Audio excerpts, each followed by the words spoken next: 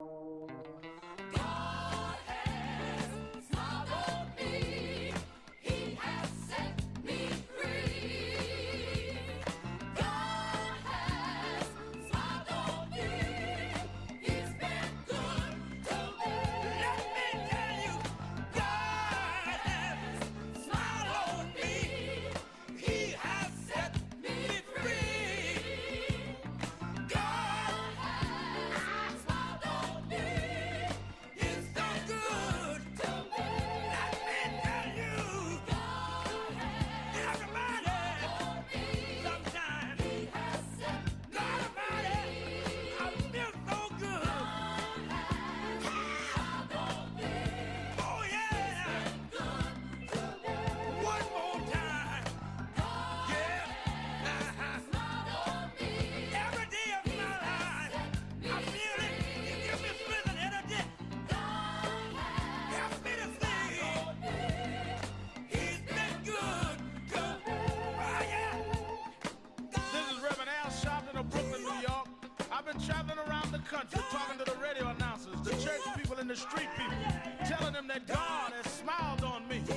God has smiled on you if you got breath in your body, if He woke you up this morning and started you on your way. And I want to tell you some stories of people that God smiled on. We know the story of Dr. Martin Luther King, how he started way back in Montgomery, Alabama in 1955, trying just to get dignity, trying to get respect. And he went all the way to the mountaintop. But he didn't forget about the brothers in the valley. He didn't forget about those trapped in the alley. And I hear Brother Martin King saying, God has smiled on me. He's been good to me. Let me tell you, God has smiled on me. It's been so good to me. then I see as Dr. King went on, another man stepped into the forefront by the name of John F. Kennedy, who rose up and said, let's not stand back. Let's not wait for a handout. Let's wait for a way out. He said, ask not what your country can do for you, but what you can do for your country. He said, don't us gravel and don't us moan, because God done smile on us. Let me say it. God has smiled on me. He has set me free. Let me say it. God has smiled on me. One more time. I want to say it. Let me say this on our weekend assignment about really confronting and stopping your laziness and mine. You have to stop being around lazy friends, lazy people, because lazy people normalizes your laziness. They make you settle for less than what you can do and be. They say, well, you don't need to do that. You all right, you good. Because they don't want to press their way. They encourage you not to press your way. And then some are just snakes, want to hold you back, envious, jealous. They're mediocre, so they want you to stay that way. Let me tell you how you handle snakes, though. Don't fight them. You don't kill snakes with kindness. You kill them with distance. Let them starve to death. Just get away from them. Snakes need you close in order to bite. Just get your distance from snakes. And realize that God doesn't require that you know it all. He only requires you have the faith to take the next step knowing He knows it all. So get past being lazy and say, I'm going to make this effort. I'm going to make this move. I'm going to make this attempt. I'm going to take this step. And God will do the rest. That's what faith is. I was reading this passage this morning. It says, your friends think you're lucky. Your family thinks you're crazy. Your competition thinks you're a threat, and you know you're just someone he refuses to be small. You refuse to be mediocre. All of what everybody thinks of you, you know that you refuse to be less than what you can be.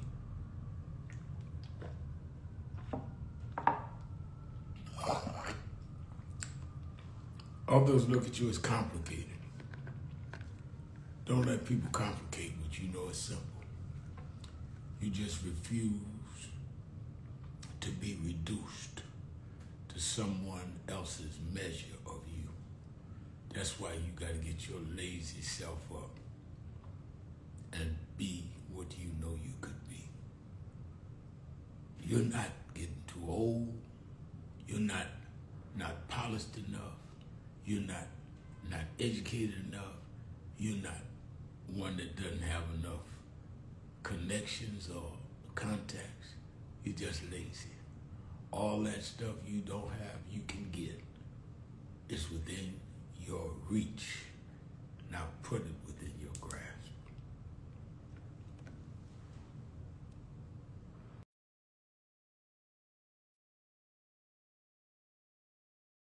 I want to ask you a question, and that is, what is in your life's blueprint?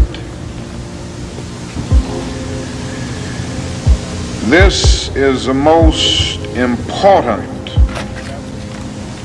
and crucial period of your lives, for what you do now and what you decide now at this age may well determine which way your life shall go. And whenever a building is constructed,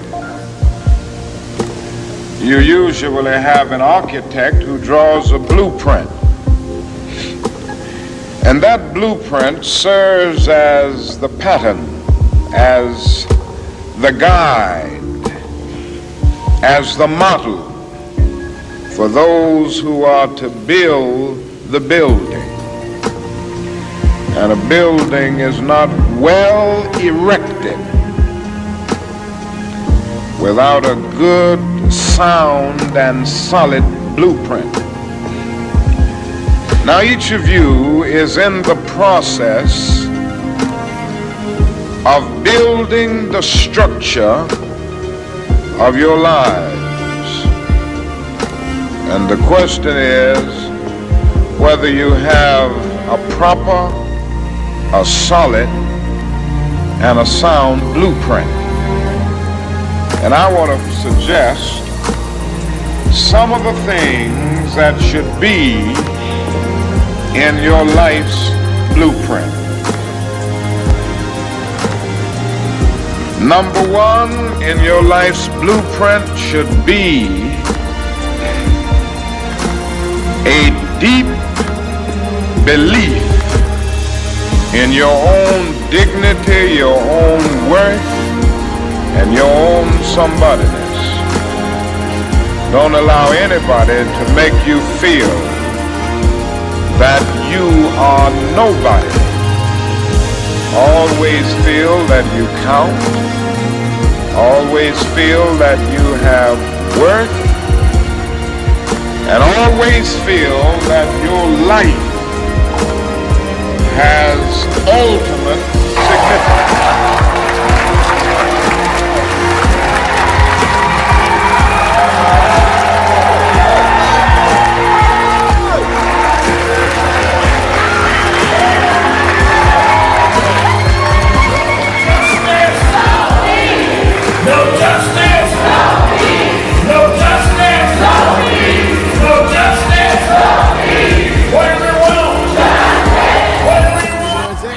Friday. On Fridays, I let you talk about whatever is on your mind, whatever's in your heart. All you have to do is call us at 1-877-532-5797, 1-877-532-5797, and exhale on whatever you want the nation to know your feelings, your thoughts, your commentaries.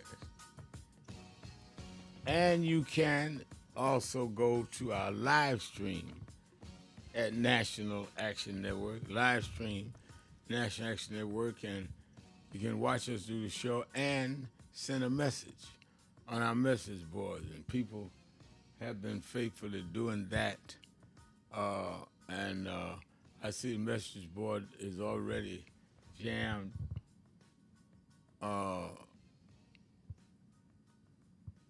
Let's go. Let me read. Is that Stacy Jennings? Getting closer to God is knowing yourself better, Dr. Sharpton. That's true. Closer you get to God, you not only know yourself better, you'll know why you were made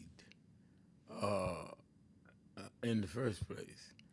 Barbara Jean says, Friday afternoon greetings from Chicago. Greetings back at you, Barbara. And Michael Lockett says, I love you, dear, my brother. Love you back. Let's talk about, as I speak, they're preparing to meet between President Trump and President Putin of Russia. And Putin has already, in many ways, been normalized and legitimatized by being able to get a meeting in the United States on American ground, Alaska, where he'd been isolated, put out of Cato, and made to be a global pariah. Now he's getting bells and whistles to meet with the President of the United States without committing anything. Trump's been doing the moonwalk all week. He came in first, I'm going to solve the war in Ukraine on my first day. But we didn't know, we knew that wasn't going to happen. Now he's saying one day that Netanyahu has got to stop the bombings. Next day he's saying, I admire Netanyahu, and you can't push people against the wall and not expect a reaction. So he's having it, let's say he's trying to have it both ways. Let me go to the Mayor Rodney Jones on the message board. Says, good afternoon, my shepherd. I just returned from Harlem at the ACP State Office building where AARP and my trainer, Deshaun Johnson, was giving us senior body work. But that's good. That's excellent. Tell them to keep putting it on you. And Mikkel, is that Mikkel Polite? Says, Reverend Sharpton, I just want to say that it's truly been an honor to serve at National Action Network. I'm grateful for the opportunity to be part of the mission and the family. Thank you all for your leadership and what you do in our community. Oh, that's Michael Polite. All right, well, Michael's gone on. He was working at the House of Justice, has other opportunities, a good man, and we wish him well. 1-877-532-5797. Every time you think you've heard it all, Trump and his minions do something else. They decided yesterday to replace the commissioner of police in D.C. with the head of DEA, and the police and the people in charge of law enforcement in the state doesn't have to answer to the police chief, appointed by the mayor. They listen to this appointee of Donald Trump. And I'm glad to hear that the mayor is saying she's going to challenge it. We're looking at a complete takeover and acting like this is normal. This is almost relitigating the Civil War. Because when we came out, when the country came out of the Civil War, there was all kinds of obstructions, denials of our citizenship and of our right to vote. And this is very much parallel with that. It's amazing, the parallel. Let me also say, well, let me take a couple calls. I see my dear friend from Chicago, the beloved Miss Eunice. Miss Eunice, you're keeping it real with Al Sharpton. Miss Eunice there? Hello, how are you, Reverend? I'm doing well. How are you? I'm doing very well also. And if you don't mind, since it's Exhale Friday, I would like to take a walk down memory lane. All right. Starting out by saying, remember when we could not sit at the lunch counter? Remember when we could not sit in front of the bus? Remember when we could not check into a hotel room? And remember when we had colored water fountain? And remember when the water hose and dogs was put on us as well? And remember when we couldn't vote? And remember, our ancestors paved the way so we could have a better day. And remember, if we don't stand together, we will fall. And let's not forget to remember. And thank you for letting me say that. I like and that. one final thing. Why is it that Trump keep talking about we in a crisis with all this new technology? Why does he have to go to Alaska to meet with Putin? It is just totally ridiculous. And thank you for taking my call. Thank you for your call.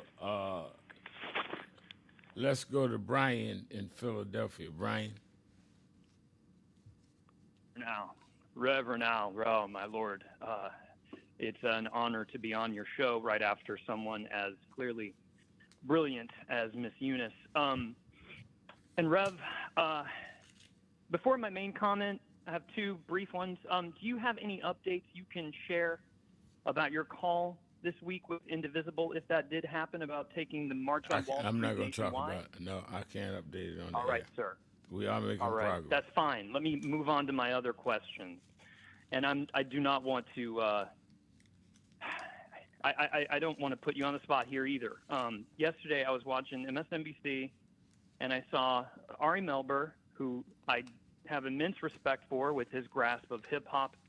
But I feel like Ari misses some opportunities to defend democracy in the cultural space sometimes. Last night he interviewed Chance the Rapper about Chance's new album, and the lead single is all about Marcus Garvey. But Rev, it features Lil Wayne, whose work I love and respect, but who also endorsed Trump in 2020 and never walked it back. And Ari didn't bring it up at all, and it's the same pattern with some other people who I have loved throughout my life, like Snoop.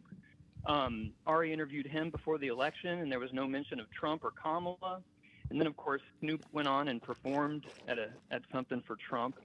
And Rev, I just think it matters because there's a real push now to sell Trump. I've heard many of your callers mention this week to young black men as the rebellious bad boy felon. You know, the system hates me just like it hates you. And Rev, since keeping it real keeps it real, do you think this is a missed opportunity for people like Ari or anyone else who has, let me say access? Let me say this. Thank you, sir. Let me say this, Brian. I think that the way you protect your gains, the gains we got out of the civil rights movement and other movements, is that people that go the opposite of that should be in many ways not supported by us. And I think that it is imperative that we do put people on notice that do not support us. You see, Trump has no problem lambasting Beyonce, Oprah, because they did art as artists did work for him. But we don't say anything about the people on our side. And it makes them, therefore, to go even further in what they're doing because they feel there's no penalty. They need to at least be able to say, I don't know if I'm going to get in. I ain't endorsing nobody because I don't need them coming after me. as long as you're not coming after them, they'll put on a MAGA hat and walk through Harlem. We've got to put a price on it. I've told artists in the past, well, you know, I got my own mind. I want to think my own way. I said, you absolutely have your own mind. You absolutely should think it through. But just know that whatever you decide, everybody else got their own mind too. There is consequences. If people don't like your choice and say, fine, I don't want to support you no more, don't cry. Because just like you got your own mind, people got their own mind. And I think that we've got to turn up the heat. It's not just Trump. Trump is the pinnacle, the mountaintop of it. The problem is the MAGA movement. They all only go to somebody else when Trump runs out this term. He only has 2 terms he can serve. Yep. It's the movement around MAGA. It's the MAGA mentality. And if you don't have enough strength to stand up and fight that, then you are not going to be able to not only progress, but stop from regression. Rev, that's brilliantly worded. Thank you for that. And lastly, I just want to say we are so excited. We're on our way to Harlem real soon. We're sleeping the night over to be at the House of Justice to hopefully shake your hand tomorrow. And I just wanted to conclude, I've almost completed this video mashup of one of our recent calls built on Prince's furious B-side, Hello. It's a hypnotic, dizzying montage of clips that I have painstakingly spliced together, syncopated to the song of Bernie Sanders, Ro Khanna, and Hassan Piker all laughing alongside with the same glee as Tucker Carlson and J.D. Vance and Trump himself on Theo Vaughn's show.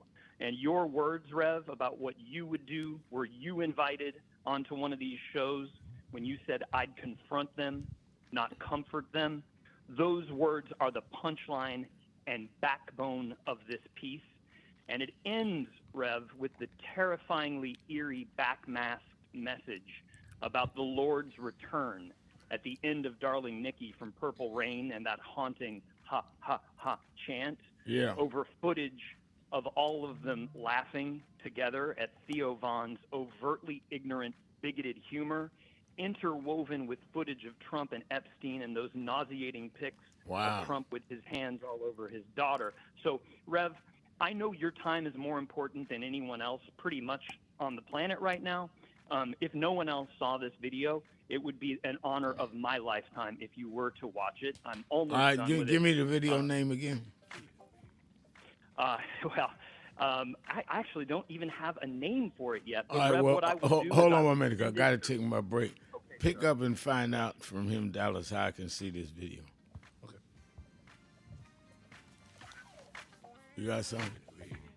Let's go to break.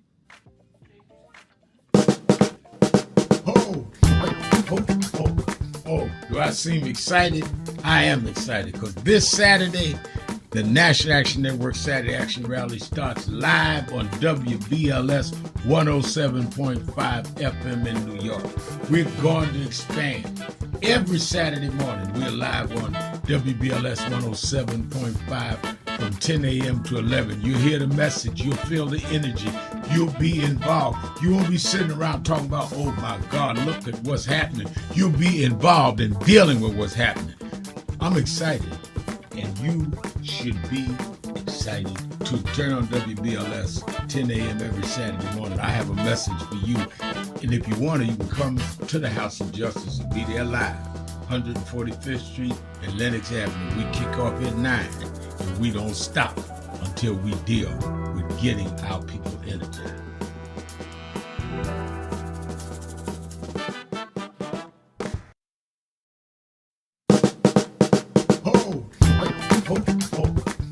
Do I seem excited? I am excited because this Saturday, the National Action Network Saturday Action Rally starts live on WBLS 107.5 FM in New York. We're going to expand. Every Saturday morning, we're live on WBLS 107.5 from 10 a.m. to 11. You'll hear the message. You'll feel the energy. You'll be involved. You won't be sitting around talking about, oh my God, look at what's happening. You'll be involved in dealing with what's happening. I'm excited, and you should be excited too. Turn on WBLS 10 a.m. every Saturday morning. I have a message for you. And if you want to, you can come to the House of Justice and be there live. 145th Street and Lenox Avenue. We kick off at 9, and we don't stop until we deal with getting our people energized.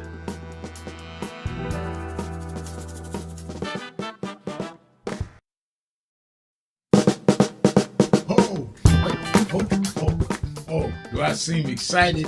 I am excited because this Saturday, the National Action Network Saturday Action Rally starts live on WBLS 107.5 FM in New York. We're going to expand. Every Saturday morning, we're live on WBLS 107.5 from 10 a.m. to 11. You'll hear the message. You'll feel the energy. You'll be involved. You won't be sitting around talking about, oh my God, look at what's happening. You'll be involved in dealing with what's happening. I'm excited, and you should be excited too. Turn on WBLS 10 a.m. every Saturday morning. I have a message for you. And if you want to, you can come to the House of Justice and be there live. 145th Street and Lenox Avenue. We kick off at 9, and we don't stop until we deal with getting our people energized.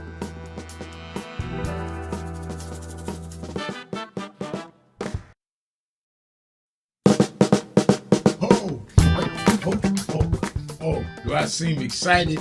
I am excited because this Saturday, the National Action Network Saturday Action Rally starts live on WBLS 107.5 FM in New York.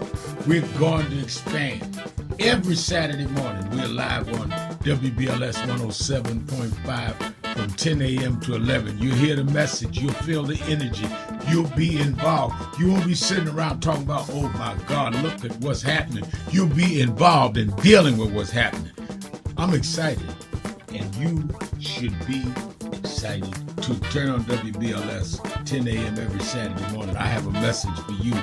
And if you want to, you can come to the House of Justice and be there live. 145th Street and Lenox Avenue. We kick off at 9, and we don't stop until we deal with getting our people energized.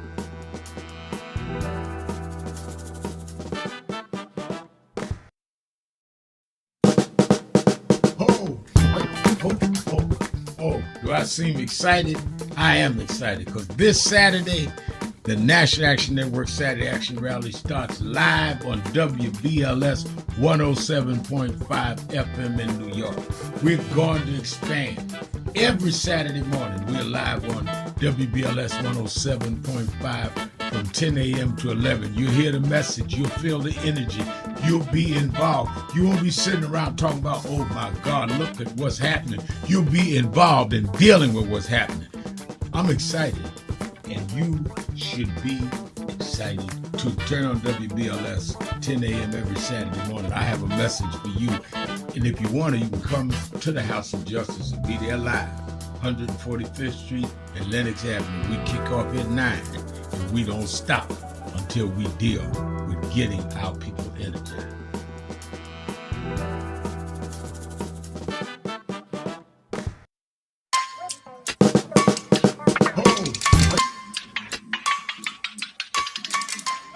Hey, what's up? They got, they're doing, thank you. They're doing, what's on your mind? Yeah. All right, then, we got a birthday this week. I got to talk about that. Oh, no. Happy birthday this Please. weekend. And Carrie White's birthday, right? Corey's birthday's today. Yeah, and I got to tell Brother Bird to read Daniel 5th chapter. I want him to read. And I'm ready. Got a message from today, so we'll be on the air in what? Half hour. About a half hour. You should tune in to the WBLS 107.5 FM and National Impact and www.nationalnetwork.net. All right, I'm ready. Oh. Make sure you operate on time or I'll tell them how old you are.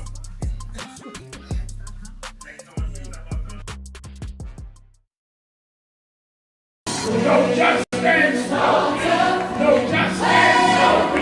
No justice. What do we want? What do we want? We are the sons and the daughters. We gotta stand up and make it loud. Just like our God told the Pharaoh, let my people go, go. We are a new generation from the ones who have come before. He's calling us into freedom, let my people go, go. We gonna shine at the shade. Give me a papa God rain, make the heavens. If you don't say you know what trouble, let my people go, go. The blood, sweat, and the tears that we gathered through the years. If you don't say you know what trouble, let my people go, go. Wade in the water, we dey wade in the water, children.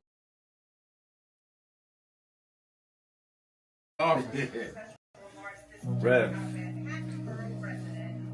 you know you were right there From the beginning. with the stuff Keep that it real. I'm your host, was going on in Brooklyn at that time. Reverend Now, Al we- Sharpton, and we're back. It is Exhale Friday, and I know with all of this going on, you have something to say, and you can say it and be heard nationwide by calling us at 1-877-532-5797. Let me, by way of announcements, tell you to make sure you watch Politics Nation with Al Sharpton tomorrow, Sunday, and on Sunday, as I said, tomorrow, Saturday, and then again Sunday. Two different shows. Tomorrow night, I'm going to have on the mayor of Baltimore, since Donald Trump singled them out as a place that needs some kind of intervention from him. I'm going to have him on. I'm going to have Greg Meeks on, one of the senior members of the Black Caucus. I'm going to have on Robert Smith, arguably the wealthiest black in America. He's got a book out. I'm going to have him on. Spike Lee's coming by. I'm going to have him on tomorrow. So make sure, whatever you do, watch Politics Nation with Al Sharpton live at 5 p.m. Eastern Time on the MSNBC. You in the tri-state area, meet me or beat me to the Saturday Action Rally in Harlem at the House of Justice, 145th Street and Lenox Avenue. Make sure you're there with me if you're in the tri-state area or visiting. And lastly, the rally, the march, the accountability. Every year we've been for the last, I'd say 20 years, every 5 years we stop and have a march to commemorate the 63 march. Dr. King made that now historic speech. They titled it, I Have a Dream. He dealt with a lot of issues, but that's the title. So ever since 2000, Martin Luther King III and I and National Action Network have huge commemoration, not to remember the speech, but to say what is the state of the dream. And that's what we've been doing every year. We planned and are doing it this year on Wall Street. Why? Because that's where the people that got the tax cuts work. That's where regulations have been lowered. That's where some of them right there on Wall Street has openly financed the anti-DEI movement. So we're going right there to the belly of the beast, they used to say. 10 o'clock Thursday, 2 weeks from yesterday, and be a part of history as we march thousands down Wall Street. Martin Luther King III, we've got, I think it's 11 now, national unions supporting us and asking their workers to come be with us. And it is going to be tremendous. You need to be there. If you want to sign up for more information, call the toll-free number, 1-877-532-5797, 1-877-532-5797. 532-5797, or you can go to our live page, go to nationalactionnetwork.net and send us a message. All right, let's get ready to go back to the phones. Let's go to Still Bill in Cincinnati, Ohio, the Buzz. Still Bill. This is the day the Lord has made, and I will rejoice and be glad in it. Good afternoon, Reverend. Good afternoon. I'd like to apologize for the events that evolved in Cincinnati due to the downtown Cincinnati brawl a couple weeks ago. It has hit nationwide, and I'm here to say that I am very, very ashamed about the event and everything. But although I am ashamed of the event, my spirit is not tarnished due to the fact that we have a great city as far as a musical heritage and everything and all that. Many of the artifacts that we brag about having, President Jefferson's this, Benjamin Franklin's that, those items are in the museum. I just believe that we just have a city of people that just don't have no sense at all, no respect for the fact that we have out of towners that come to have a good time, and then we got people here that don't know how to have a good time, don't know how to conduct themselves and everything, to where if they're in a bad mood that they need to stay home and everything and all that. So I apologize wholeheartedly. But overall, my spirit is not tarnished. Cincinnati is still a great place to be, and like I said, I apologize for the conduct. And Reverend, Well, I don't even know what conduct you're talking about. I will keep it real. All right. It real. All right. Thank you for your call. All right, let's go to Golden Nugget in Atlanta. Good morning, Reverend. Good afternoon, Reverend Al. I'm sorry. Good afternoon. How you doing, sir? I'm doing fine. Good. That's good to know. Hey, listen, I just wanted to make a comment, Doc. I think we give Trump a little bit too much credit, I think, here. Trump is not all that bright. It's just my opinion that it's the senators and congressmen that's throwing out there this playbook. All these moves he's making, doing this and doing that. The man is not that bright. Okay, obviously that, because his whole life has not been nothing. He's never worked. He never did nothing. You know what I mean? And he's had all these bankruptcies and all this stuff he's been involved with the court. So obviously the cat is not that bright. But my personal opinion is that you got some people behind the door pulling on the strings. And this guy's another Oliver North. He's the fall guy. Trump is the fall guy. And those cats that wrote, the Heritage Brothers or whoever it is that wrote that Project 2025, those are the guys that's calling the shots of what's going on in our country today. And that's just my opinion. Because, again, in my opinion, Trump is not that bright. If you take a look at the holistic... I want you to not feel lonely, because I agree with your opinion. I think that we are taking this too lightly. I think that we are not putting all hands on deck, and that's why some of us are going to keep moving, because we are on the brink of the whole principle of American democracies to be overturned. And even though we did not get our fair share, we've got more than we had. It is better than surrendering, and you end up almost back in slavery. Absolutely. I mean, and to hear you say that, it just brings to mind, that song, and the reality of strange fruit.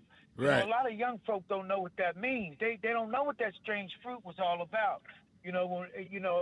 My ancestors, people that were here before me, hung from trees, right down here in the South, right down in the Mississippi Valley, and this, that, and the third. And so we started from the bottom, Reverend, and now we're here.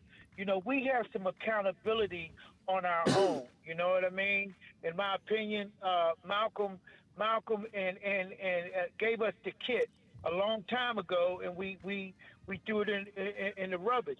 And then at the end, just before Dr. King was assassinated, he said, "I may have led my people into a burning house." Okay, so we need to get real, as you say, and it's true. We need to keep it real, and if it ain't late, and God is still in charge, but we need to handle some business around here. All right, I hear the music. I got to take my break. Thank you for your call. Keeping it real. Keeping it real. Sharpton. Be right back. Of reference. 400 years later, it's time to do some assessing where we came from. While Alabama, Georgia, and South Carolina, and Mississippi take the hits, the real trade market for commerce and cotton was New York. The port of New York. As a matter of fact, Joe, the first state to end slavery was Vermont. It was all the way up the coast. The big shipbuilders became enriched off of our enslavement. Say our people are not slaves, they are our ancestors. They may be slaves to the person, but they're our ancestors, they're our foreparents. The money is made off of the commodity. We were the commodity in the commodity exchange. And they would import Africans, they export cotton and tobacco. And they built the whole economic system around Wall Street. Africans, because they feared the Indians would attack the Dutch, built a wall on Wall Street. That's what they named it, Wall Street. It's the Africans, with logs and trees, they built a wall around Wall Street, keep the Indians from attacking the Dutch. So Wall Street was named after us.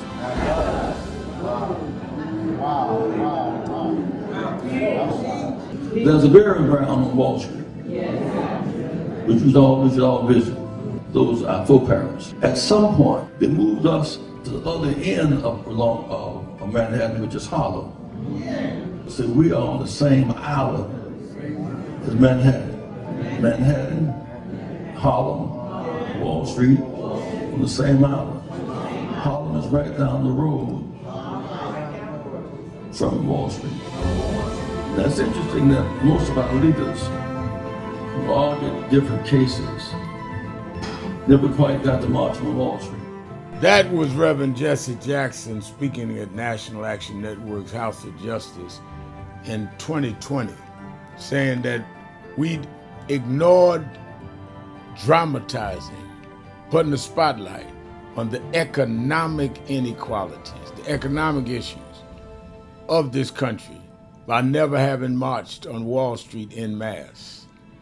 Well, on August 28th, 5 years later, we're going to do just that.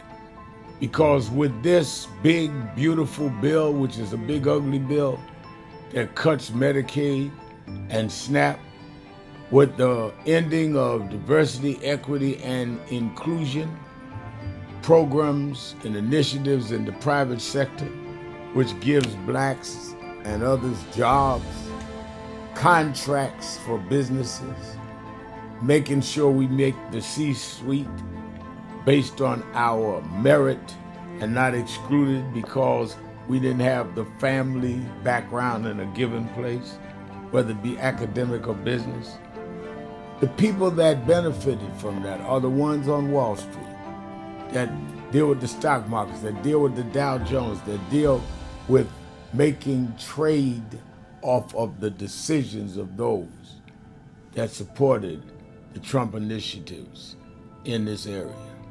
So we are not this year going to Washington on the anniversary of the March on Washington. On the anniversary of the March on Washington, we're going to Wall Street. And Reverend Jackson, we're going to do what you said. Thousands of us are going to non-violently but firmly come and say that the dream cannot be deferred by tax cuts for the rich and cutting those out that need food assistance, that need support with health care, and other economic policies that have choked the middle class and the poor. August 28, 2025, go to www.nationalactionnetwork.net, get the details. Meet us 10 a.m. at the African Burial Ground and be ready to march. Buses are coming from all over the country. Go to that website or call 1-877-626-4651. No justice, no peace.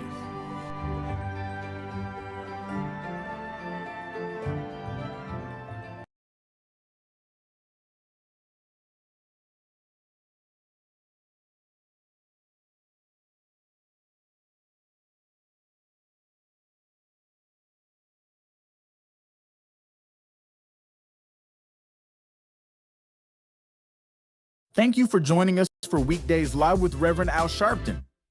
Take the time to share this broadcast right now. Tell your friends it's time to keep it real with Reverend Al.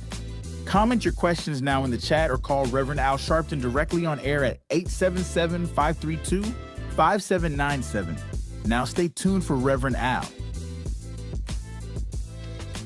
This is Reverend Al Sharpton. As you watch the broadcast, support National Action Network. Go to www.nationalactionnetwork.net and be involved. You can join, take your membership right online, www.nationalactionnetwork.net. Getting ready to start the program, but we need you to be part of the movement.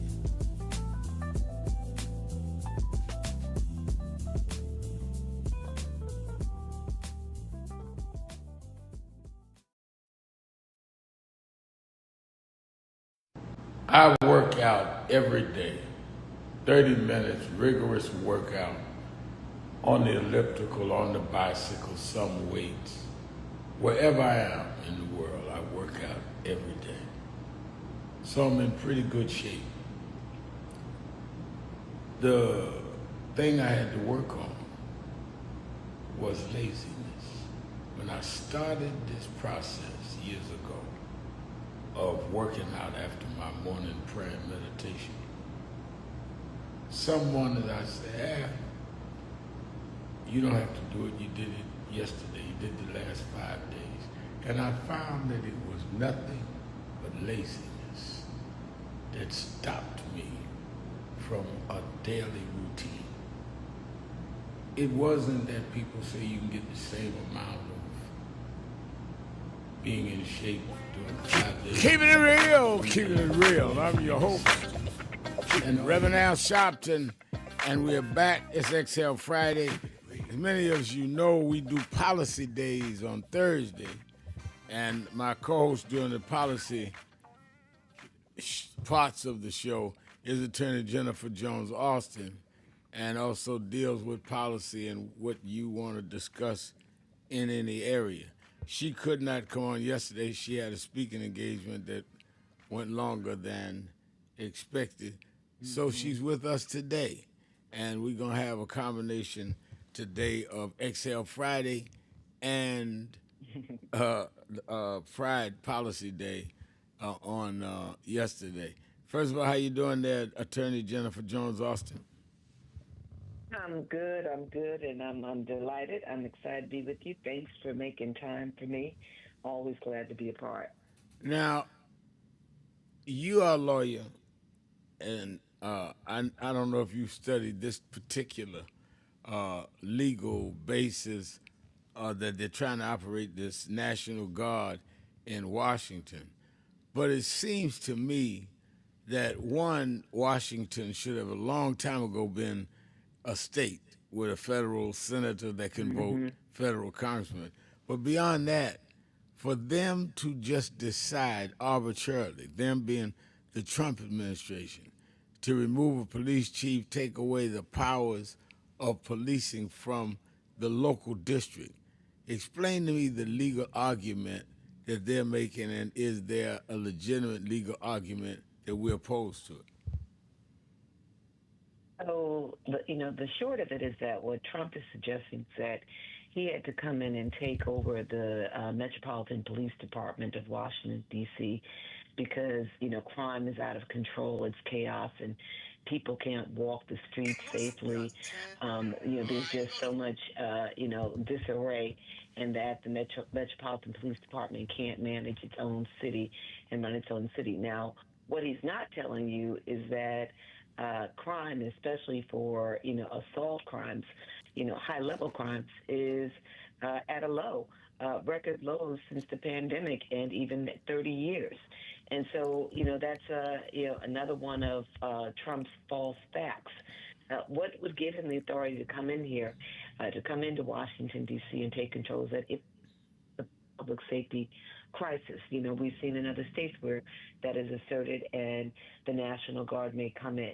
In D.C.'s case, the National Guard, unlike other states, is not controlled by D.C. because D.C. is not a state. But Trump, under the law, has limited authority and time to do something like this. He, would have the authority to come in claiming that there's an emergency, a crisis, for 30 days, and then he would not be able to be there unless Congress gave him an extension on that authority. So what he's claiming is that D.C.'s in chaos. Crime is at an all-time high, and he had to come on in there.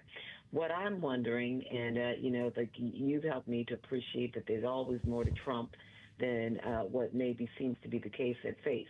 You got to remember that all of this is happening right now as, we just heard that the jobs reports are weakening. Slowing significantly, weakening in July, but they've actually gone back and revised the numbers all the way back to April, showing that we've had several thousand jobs drop. And You're breaking up. You're breaking up. Biden was. Tell me if you can hear me better, sir. I hear you better. Can you hear me Yes. better? Yes, yes. Okay. So we got to remember that if you compare job growth to when Biden was in office just last year, we're seeing several hundred thousand jobs down. So maybe Trump is trying to get us, distracted, and now to have us look at the jobs report. They're now saying that indicators that the effective tariffs are actually going to start having an impact on everyday individuals is likely, because when jobs begin to slow, that job growth begins to slow. That shows that there's less confidence in the market, and so you begin to have companies pulling back, that they don't think that they're going to have the consumers there. The other thing that's beginning to happen is all of these companies that have been buying, stockpiling, if you will, making sure that they had on their shelves a lot of products that they imported from other countries, trying to get ahead of the tariffs. That's now slowing. Yeah. So what I'm thinking is, what we're seeing is that Trump is doing what he does oh so well. He tries to distract us. So he pretends that there's a public safety emergency in Washington, D.C., even though there isn't, and he drops the troops in there. And then he's got D.C. fighting back, which it should be fighting back. The mayor, Muriel Browser, she said, we agree with extra support. We're good for that. But now that he's saying, no. Pamela Bondi, the Department of Justice, is saying that now they're going to put the federal drug enforcement agent, the head of that agency, Terry Cole, in place, and have all of the police report up through Terry Cole. Now D.C. is pushing back. The Attorney General is pushing back and saying, there's no chaos here. You have no authority to do that, but you're going to create chaos by doing so. I think in the original statement I heard President Trump make, he said, we're going in and we're going to stay in whether people like it or not. And I thought the basis of going and taking a city is when the city says we've lost control and appeal for federal help. The mayor, he attacked her, dislodged her police chief. At whose behest? At whose request? No one that I can find has said, I've asked him to come in and I welcome him being here. No one. Nobody. No, and then let's add, Reverend, that the mayor and the police chief Right. both are black women. They are black women, so he's also playing the DEI. You know what I mean? Subtly, like, oh, these black women can't run this city, and I got to come on in here. That's exactly It's right. a shame. Let's It's a let's shame, go but to yeah, the there's phones. more to it. Let's go to the phones. Let me go to Norm in DeSantisburg. Norm. Yeah, Reverend, how are you doing? How are you doing? Yes. Hey, Reverend, this is exactly what we've been talking about in our work that we've been doing about the Drug Enforcement Agency. This is going to be a looting operation. And if you just go back and look at what the DEA has been doing at the airports and stopping people and taking their property and stealing their money and stuff. Pull this, you can see this on the internet, and we've been writing about this for years, about how this drug enforcement, and they'll stop you and accuse you of being a drug dealer. All I got to do is accuse you, search you, take your money, take your property, and they're gone. And so the only criminal in Washington, D.C., as lives in Washington, D.C., is that we've allowed a criminal to move into Washington, D.C., a guy who's been convicted 35 times, a guy with a criminal record. And in terms of criminality, hell, we got to be careful. Not walking down the streets is walking and putting your money in the bank as criminal is. Stealing money, profiting off of doing profiting adventures and those sort of things. That's what's dangerous. And these black women need to stand up to this sort of thing that's happening. Read about people,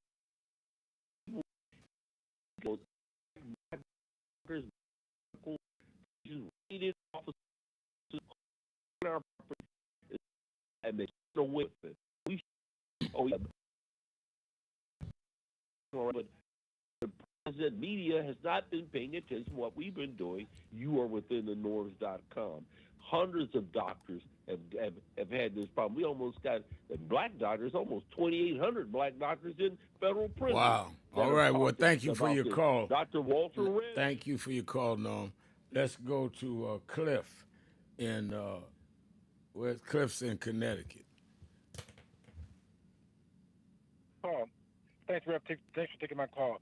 Listen, with the it's just my opinion. With this whole National Guard thing, why now? You know what I mean? And so it's not like Trump's been not familiar with the situation within our urban areas. So why now? And I think the main focus is a distraction from that Epstein file. That has still not been revealed. And I think there's a lot of high positions that are involved with that Epstein file. So recently, I think Biden, if I'm not mistaken, Hunter Biden had made claims that his wife was introduced by Epstein. So there's a big connection there, in my opinion. And so I'd just like to see more evidence and see more facts come in about this list. I think that we need to get all of the information available, and I would like to see it required by Congress, Jenny and Cliff, that they got to turn over all of the files. It is obvious that Trump is hiding something.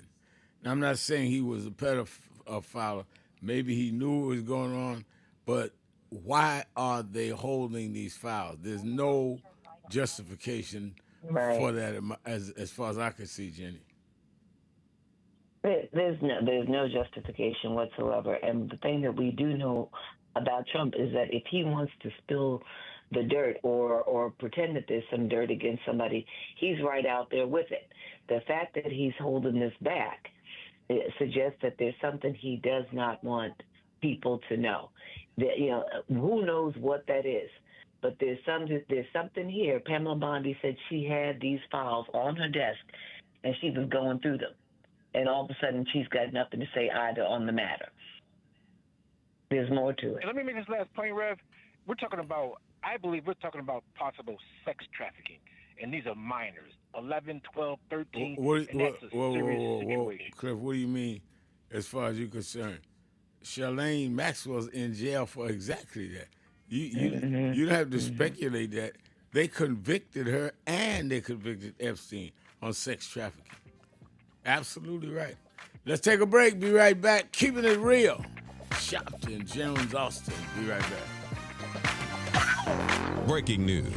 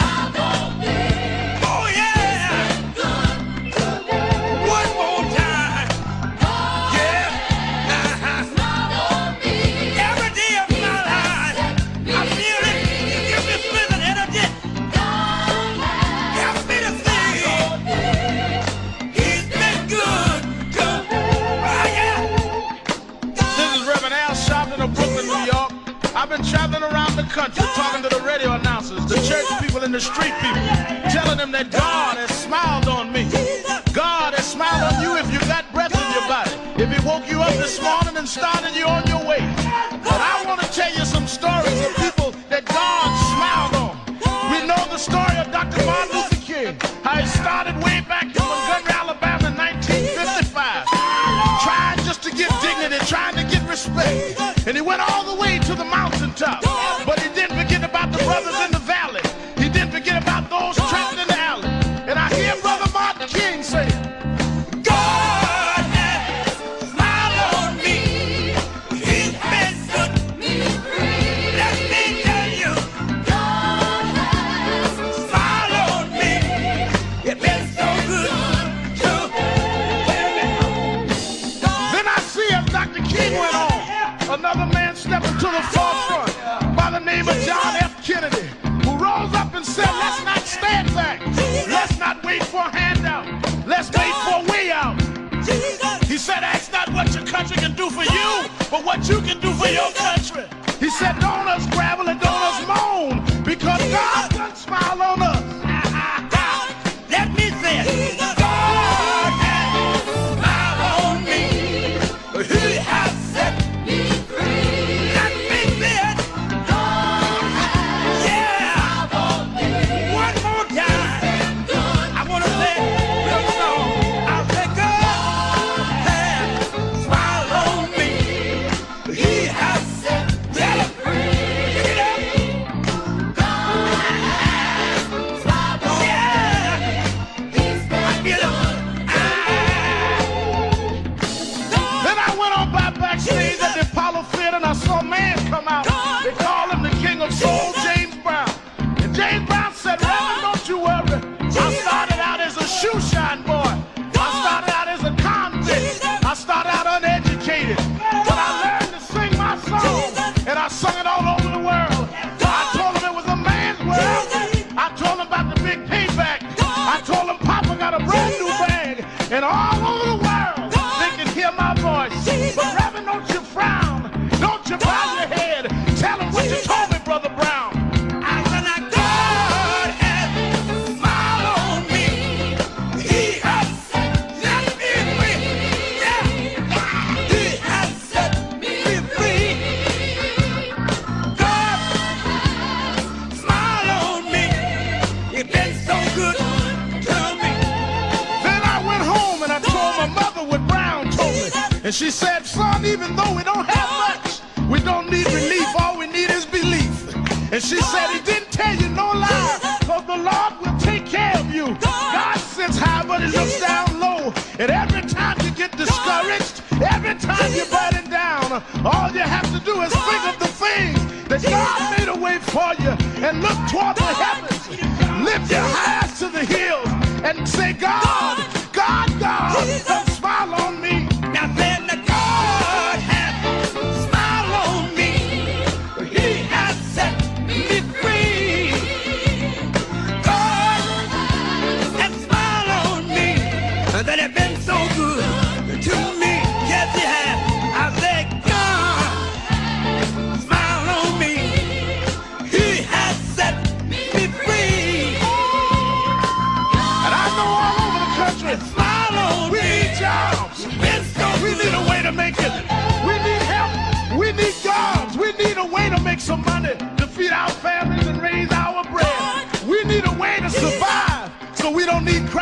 survival kit.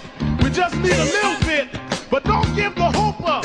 Don't lose the faith. Because God will smile on you. God will give you the strength. God will make a way for you. Adam Craig Powell said, keep the faith. Keep the faith, baby. I hear Robert Kennedy saying that it's not the dream of, but it's the dream that'll live on forever. Just know that God will smile on you. Dr. King had a dream. Dr. King said, I went to the mountaintop, but I didn't stop there. I looked over and saw the promised land. I hear Brother Malcolm saying, don't sit on the stoop. Stand up and be a man. Respect yourself. Be somebody. Then I hear the brothers in the Hispanic community say, I'm going to stand up and be a man. I'm going to do the best I can. I had a reaper say, I don't care what time you come home, but just give me some respect when you get there.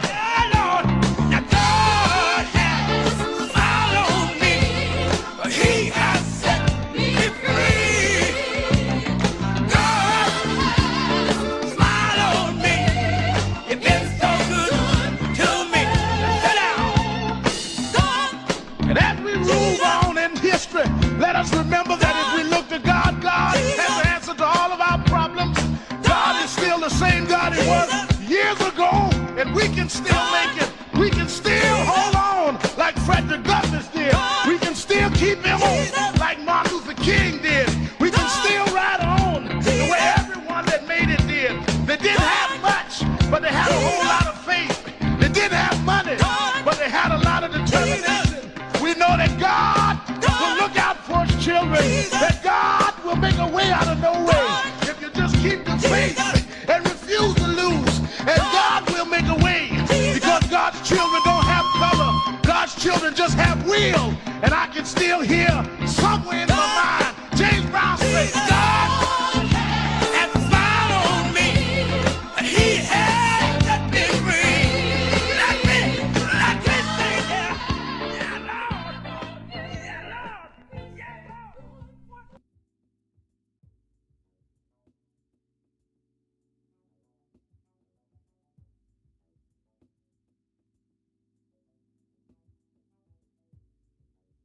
It's been a long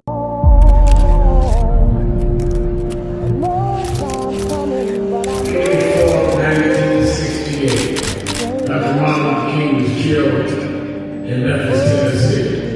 And it has been the commitment of National Action Network to always, in the month he was killed, to let them know they killed the dreamer. Because I have a dream today. They can't kill the dreamer.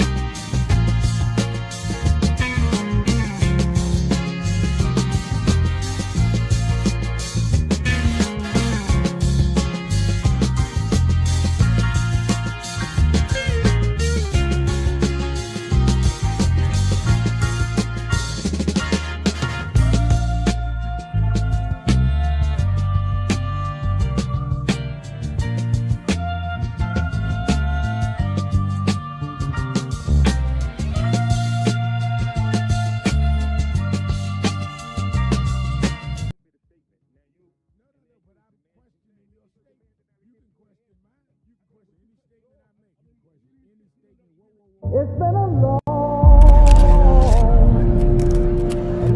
time coming, but I know 1968, Dr. Martin Luther King was killed in Memphis, Tennessee. And it has been the commitment of National Action Network to always, in the month he was killed, to let them know they killed the dreamer. Because I have a dream today. They can't kill the dreamer.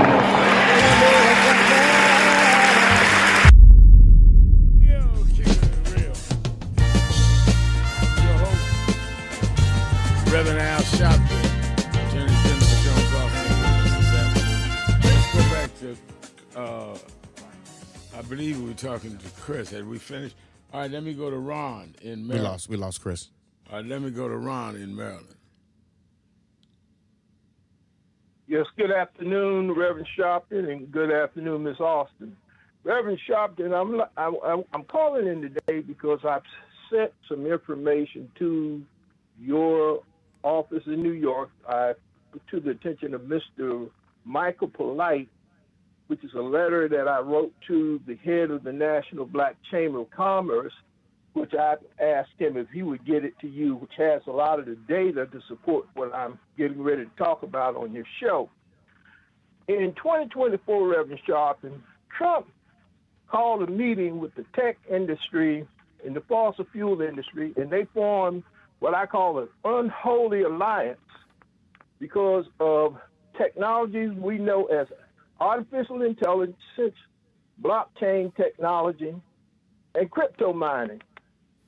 Now, data centers are being built all over this country, which requires tremendous amounts of energy, and it is driving up the cost of natural gas because they're buying up old coal plants and they're being retrofitted with gas turbine technology, and they're using natural gas turbines to power these data centers, which is also having an effect on our environment.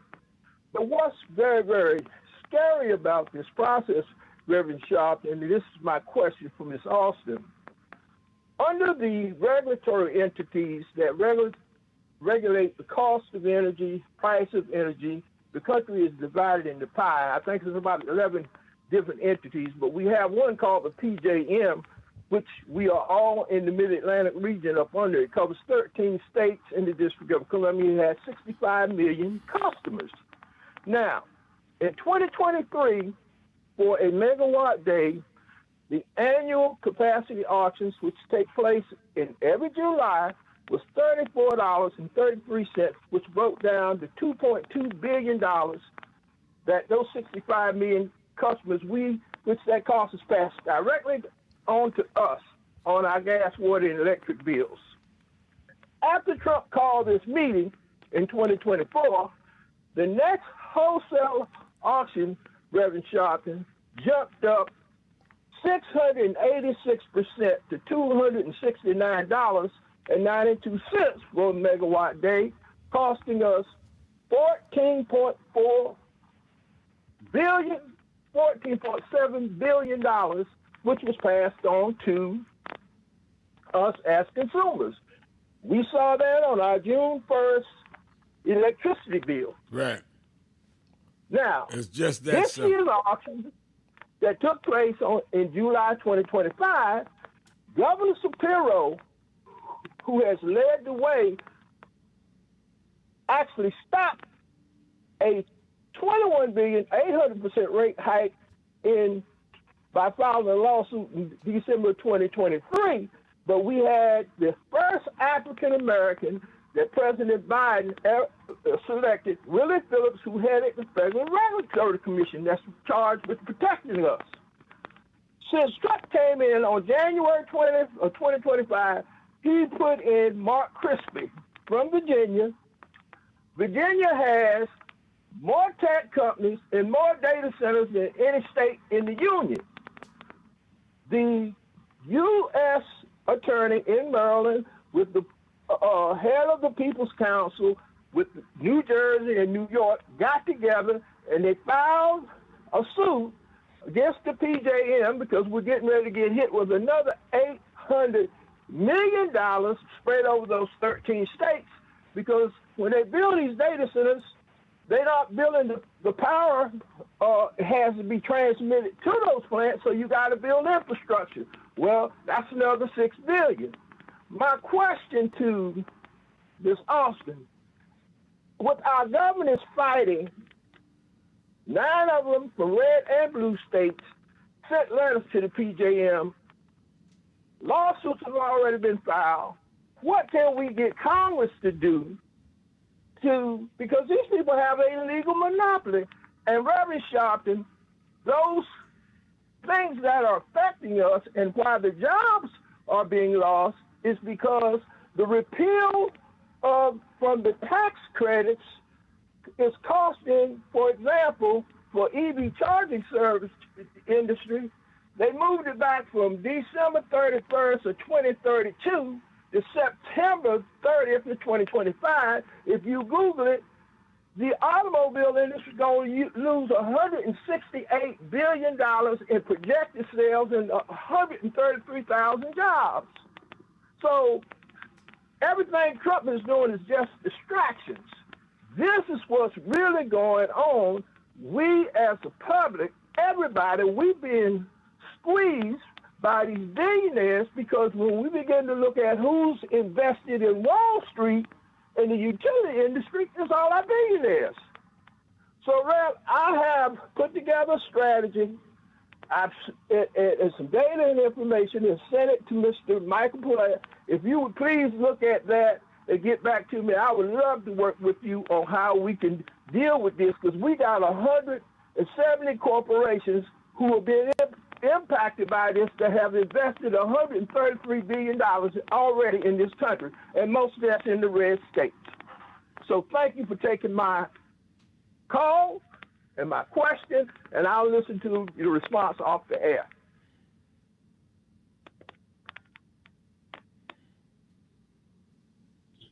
Rev. Yeah, I'm here. I was trying to, all right, let's go back to the phone. I was trying to read the sheets for Politics Nation this weekend, but I have them by the next break. Let's go back to the phones. Did we do Ron in Maryland? Yes.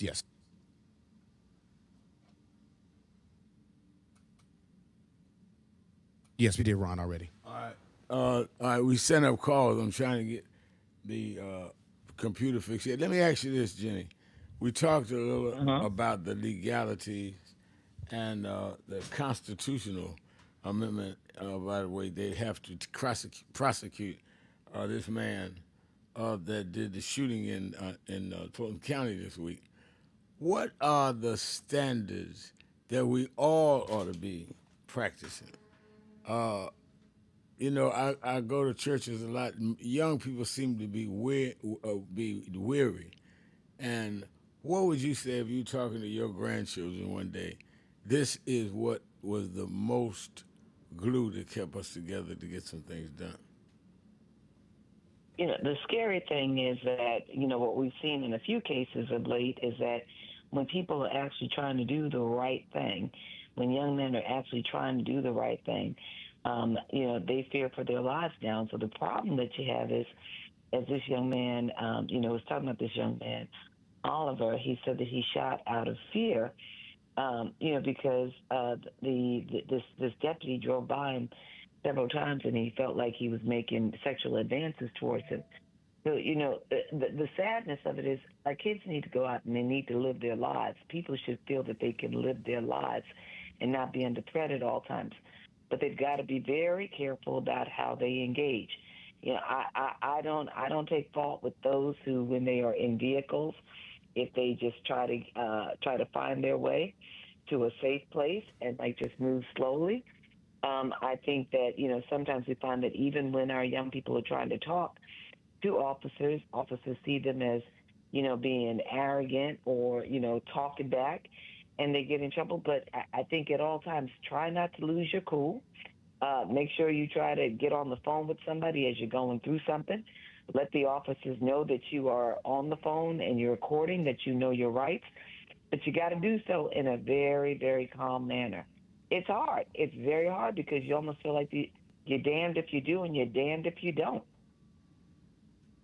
And if I'm sitting there any given Saturday night or Sunday night watching Politics Nation, taking the energy to give to one another for runners before runners registration, I think that as I ponder this, Jenny, I don't think enough of our people understand how close we are.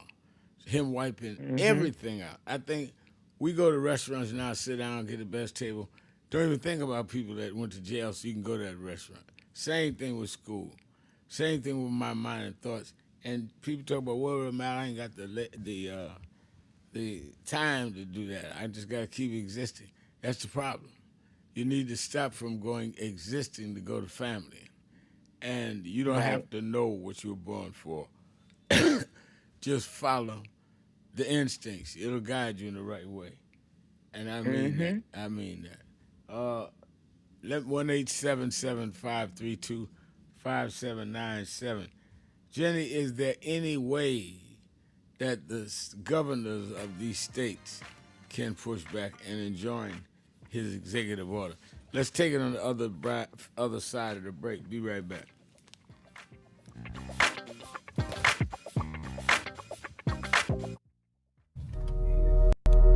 I would argue that DEI is a result of those that by law and later by enforcement would not deal with diversity, would not deal with including people of color, gender, sexual orientation, as well as disabled. And the conscious effort by government and the private sector to begin to equalize the opportunities of this country was something that makes it more humane and fair for all of us.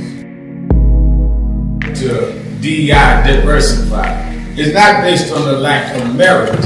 We could not show our merit because we were pompous conservatives that talk about we want a society based on merit. Well, then, if it's based on merit, then why did you discriminate based on race and gender until they cut off much of the population and then had merit between white males? That was what they meant, not merit.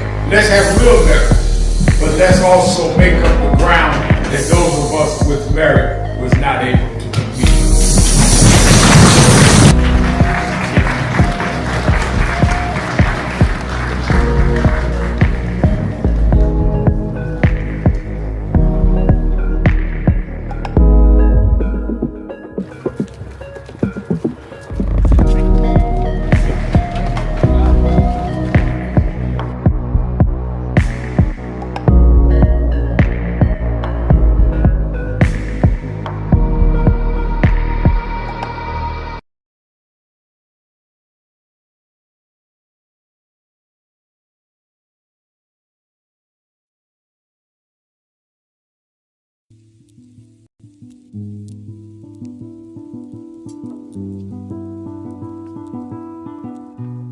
I had a thought this morning that I want to share with you about mentorship.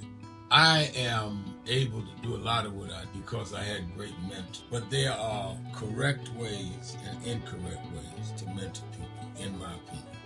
I was mentored as a boy preacher by Bishop F.D. Washington, one of the great Pentecostal preachers of his time. Then Reverend William Jones, who became my pastor after Bishop Washington died, who was unquestionably in the top 5 black church ministers, theologians. Reverend Jesse Jackson, who I started my activism under his leadership, he and Reverend Jones. And I learned politics directly as a youth director from Shirley Chisholm. So even though I didn't finish college, I had the most unique education in the world from being exposed to giants. But the one thing I learned is as I grew older and people started coming younger than me and wanted me to teach and mentor them, the magic of the mentors I had is they did not want me to be their clone. They wanted me to learn things from them and use my own gifts and talents in my own unique way and let me do things on my own, because they knew that if I flopped in some things, it would teach me for the other things. They'll come and help me once I was down, but they were not going to have me avoid being down. And they were not going to impose themselves on me.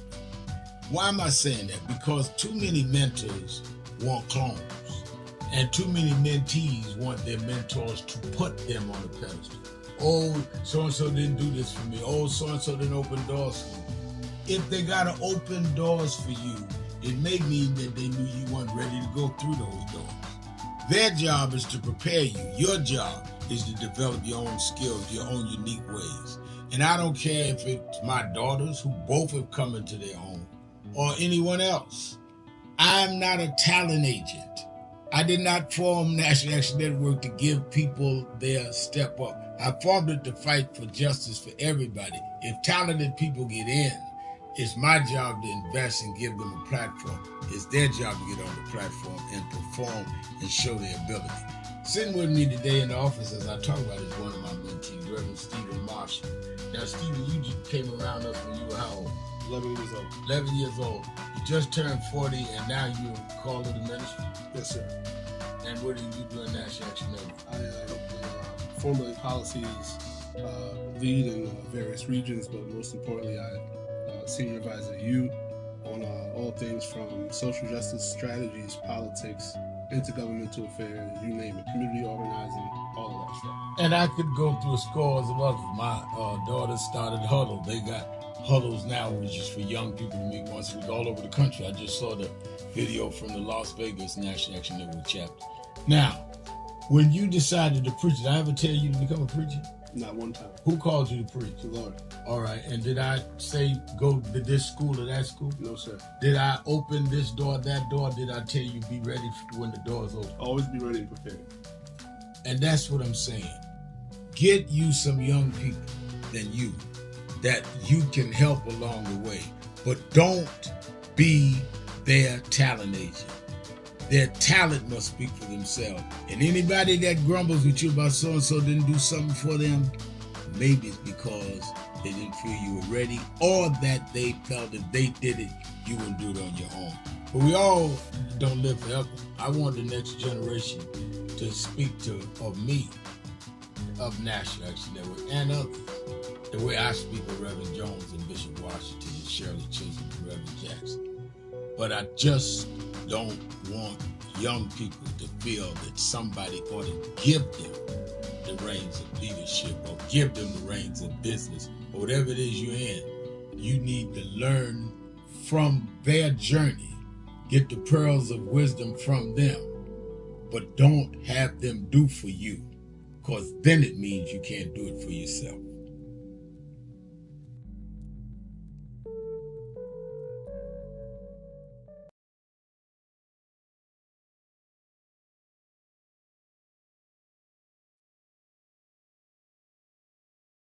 Stop going through your life like you are a co-star or a bit player in your own drama. No, you are the main star. You're the central figure in your life. What you decide is what is the major thrust of your life. And others may contribute, impact, affect, but it's your life that you're central in. So stop trying to lay the weight of what you do or don't do on others. That weight is squarely on your shoulders and in your hand. And if you want to defer and give your life choices to others, that's on you. If they have any sense at all, they will be so busy trying to conduct and properly guide their life, they will not have time to try to major in your life.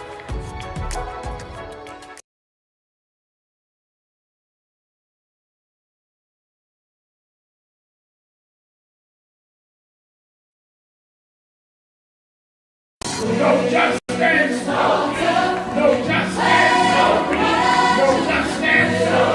What do we want? What do we want? We are the sons and the daughters. We gotta stand up and make it loud. Just like my God told the Pharaoh to let my people go, go. We are a new generation from the ones who have come before. He's calling us into freedom to let my people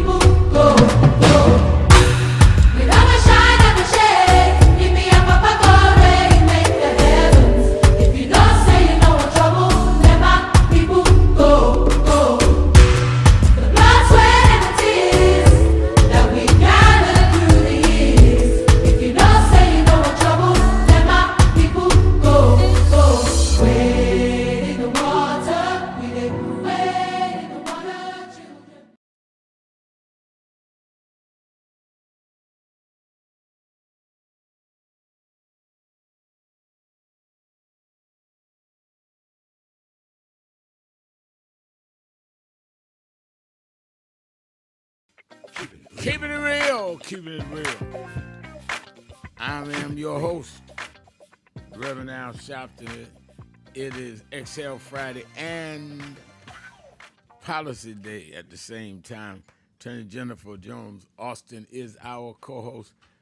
Jenny, from your being a trained attorney, explain to me the legality or possible illegality of the Washington, D.C.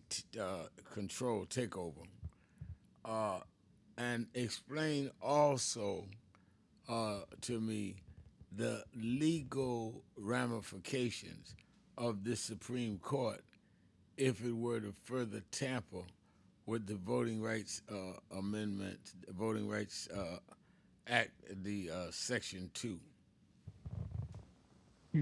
So the first thing that we got to remember is concerning the Trump's engaging with D.C. that he does have the authority to do it, but on a temporary basis. So you got to remember that D.C. Was D.C.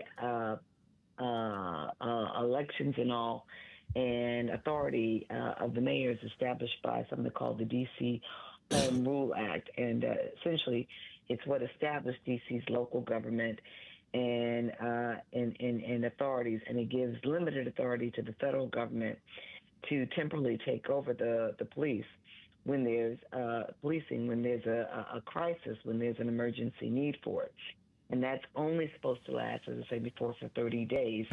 And if Trump tries to stay there longer than 30 days, then he's got to get an extension, and he's got to go through Congress to get it. The concern that you have there is that Congress, being what it is, might try to give him that extension, given that it's controlled by the Republicans right now.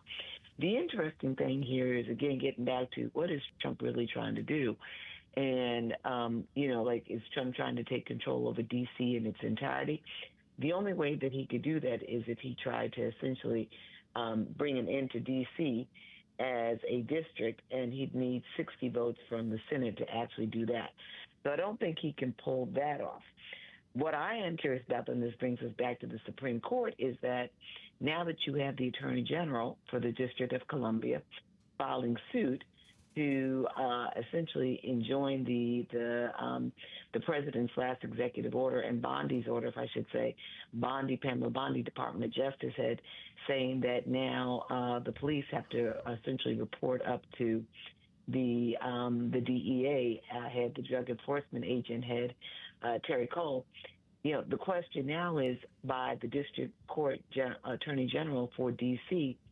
bringing this lawsuit, trying to keep that from happening, having the police now report up to the federal government and not to the police chief, Pamela Smith. The question is whether or not that ultimately makes its way to the Supreme Court. And Trump may actually want that, because Trump may be trying to get a ruling on what his authority is to engage in local policing. Now, I think what comes to mind is that Trump is in many ways giving us no excuse but to fight, because they're doing all this neutralizing Smithsonian, neutralizing our culture at Smithsonian, all the way across the board in our face. The issue is not what Trump is going to do. The issue is what we going to do that will stop him.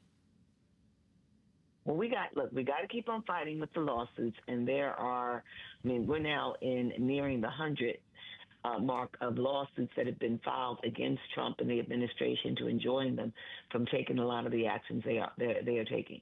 So, got to continue with the fights that are being brought by state officials. They're also being brought by organizations like the American Civil Liberties Union, and sometimes you have people joining what they call amicus briefs, like the institutions that sign on.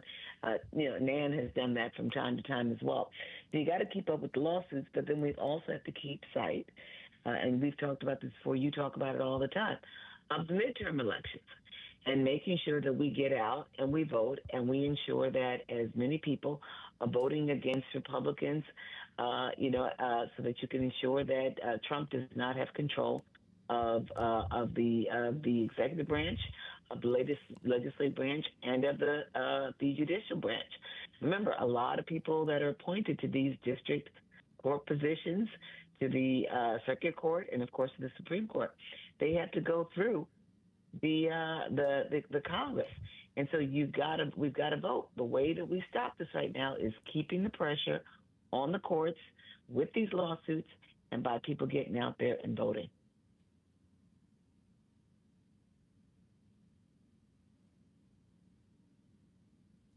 Yeah, you asked a question about. Go ahead. Okay, I'm Go sorry. ahead. Go ahead. I was saying you were talking about, the Supreme Court doing more to dismantle the Voting Rights Act. One of the challenges that we have right now is the very reason that, we see things playing out in Texas with this redistricting, this gerrymandering, is because in 2013, the Supreme Court eliminated the preclearance requirement of the Voting Rights Act, and that preclearance requirement mandated that, if you had jurisdictions that had a history, states and localities of racial discrimination, that they had to obtain federal approval before they could go and change their voting laws. And now we don't have that. And so what we've been seeing all across the nation is now, you've got gerrymandering, you've got new voting laws that have been put in place without federal oversight. And this is just going to continue. It's just going to continue because they've taken this out. And they're trying to also prevent private individuals and groups to file lawsuits. So that's another thing that we got to be mindful of, but we just got to keep on doing it. That's the only way. Let's go to Washington, D.C., to Terry. Terry, you're keeping it real with Sharpton and Jones Austin. Good afternoon, lady and gentlemen. Can you hear me? Yes. Each time I look at this, and it's now D.C. under siege, this is test number 2 that Trump is attempting. The first one was when he went to L.A. and put them under the military control, or attempted to, and just like here in the district, they're all standing around pretty much, 99% of them doing absolutely nothing. They're waiting for some order because the police here in the district, just like they were in L.A., are still in control of your actual arrest and charges and issuing tickets and whatever. They're just there as figureheads.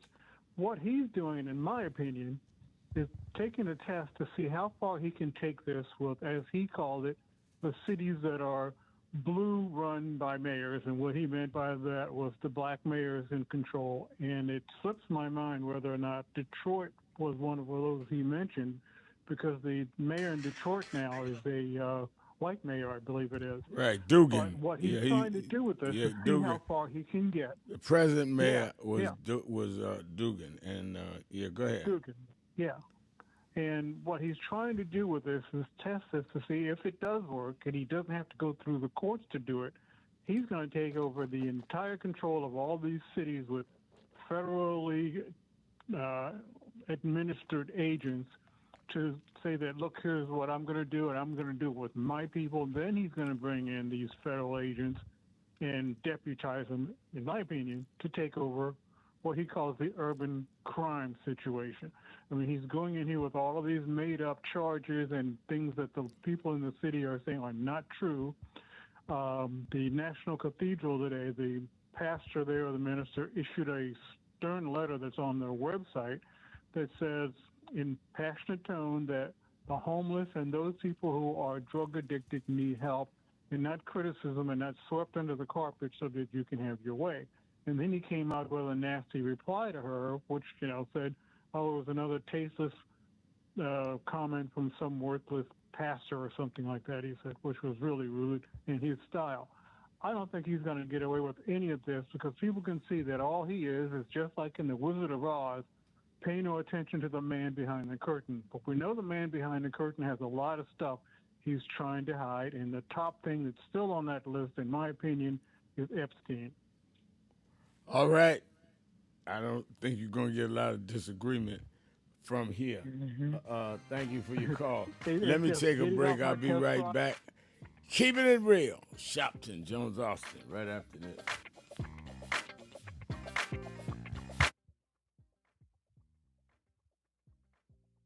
God has followed me. He has set me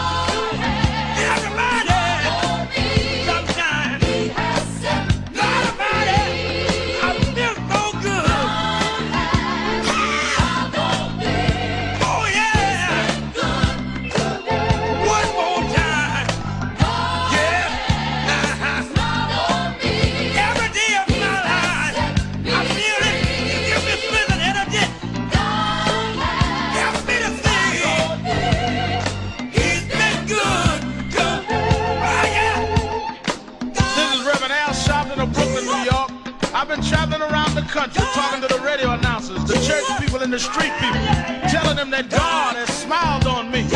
God has smiled on you if you got breath in your body, if he woke you up this morning and started you on your way. But I want to tell you some stories of people that God smiled on. We know the story of Dr. Martin Luther King, how he started way back in Montgomery, Alabama in 1955, trying just to get dignity, trying to get respect. And he went all the way to the mountaintop. But he didn't forget about the brothers in the valley. He didn't forget about those trapped in the alley. And I hear Brother Martin King say, God has smiled on me. He's been good to me. Let me tell you, God has smiled on me. It's been so good to me. Then I see as Dr. King went on, another man stepped into the forefront by the name of John F. Kennedy, who rose up and said, let's not stand back. Let's not wait for a handout. Let's wait for a way out. He said, ask not what your country can do for you, but what you can do for your country. He said, don't us gravel and don't us moan, because God done smile on us. Let me say it. God has smiled on me. He has set me free. Let me say it. Yeah. One more time. I want to say this song. I'll say God has smiled on me. He has set me free. Get up. God has smiled on me. Yeah. I feel it. Then I went on backstage at the Apollo Theater and I saw a man come out. They call him the King of Soul, James Brown. And James Brown said, Reverend, don't you worry. I started out as a shoe shine boy. I started out as a convict. I started out uneducated. But I learned to sing my song. And I sung it all over the world. I told him it was a man's world. I told him about the big payback. I told him Papa got a brand new bag. And all over the world, they can hear my voice. But Reverend, don't you frown. Don't you bow your head. Tell him what you told me, Brother Brown. I said, now God has smiled on me. He has set me free. Yeah. He has set me free. God has smiled on me. It's been so good to me. Then I went home and I told my mother what Brown told me. And she said, son, even though we don't have much, we don't need relief. All we need is belief. And she said, he didn't tell you no lie, because the Lord will take care of you. God sits high, but he looks down low. And every time you get discouraged, every time you're burning down, all you have to do is think of the things that God made a way for you and look toward the heavens. Lift your eyes to the hills and say, God, God, God, don't smile on me. Now then, the God has smiled on me. He has set me free. God has smiled on me. And that has been so good to me. Yes, he has. I say, God smiled on me. He has set me free. And I know all over the country, smile on me. We need jobs. We need a way to make it. We need help. We need jobs. We need a way to make some money to feed our families and raise our bread. We need a way to survive, so we don't need crime as a survival kit. We just need a little bit. But don't give the hope up. Don't lose the faith, because God will smile on you. God will give you the strength. God will make a way for you. Adam Clayton Powell said, keep the faith. Keep the faith, baby.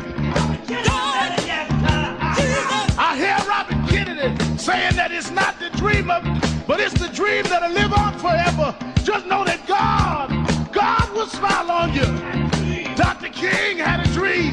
Dr. King said, I went to the mountaintop, but I didn't stop there. I looked over and saw the promised land. I hear Brother Malcolm saying, don't sit on the stoop. Stand up and be a man. Respect yourself. Be somebody. Then I hear the brothers in the Hispanic community say, I'm going to stand up and be a man. I'm going to do the best I can. I had a reaper say, I don't care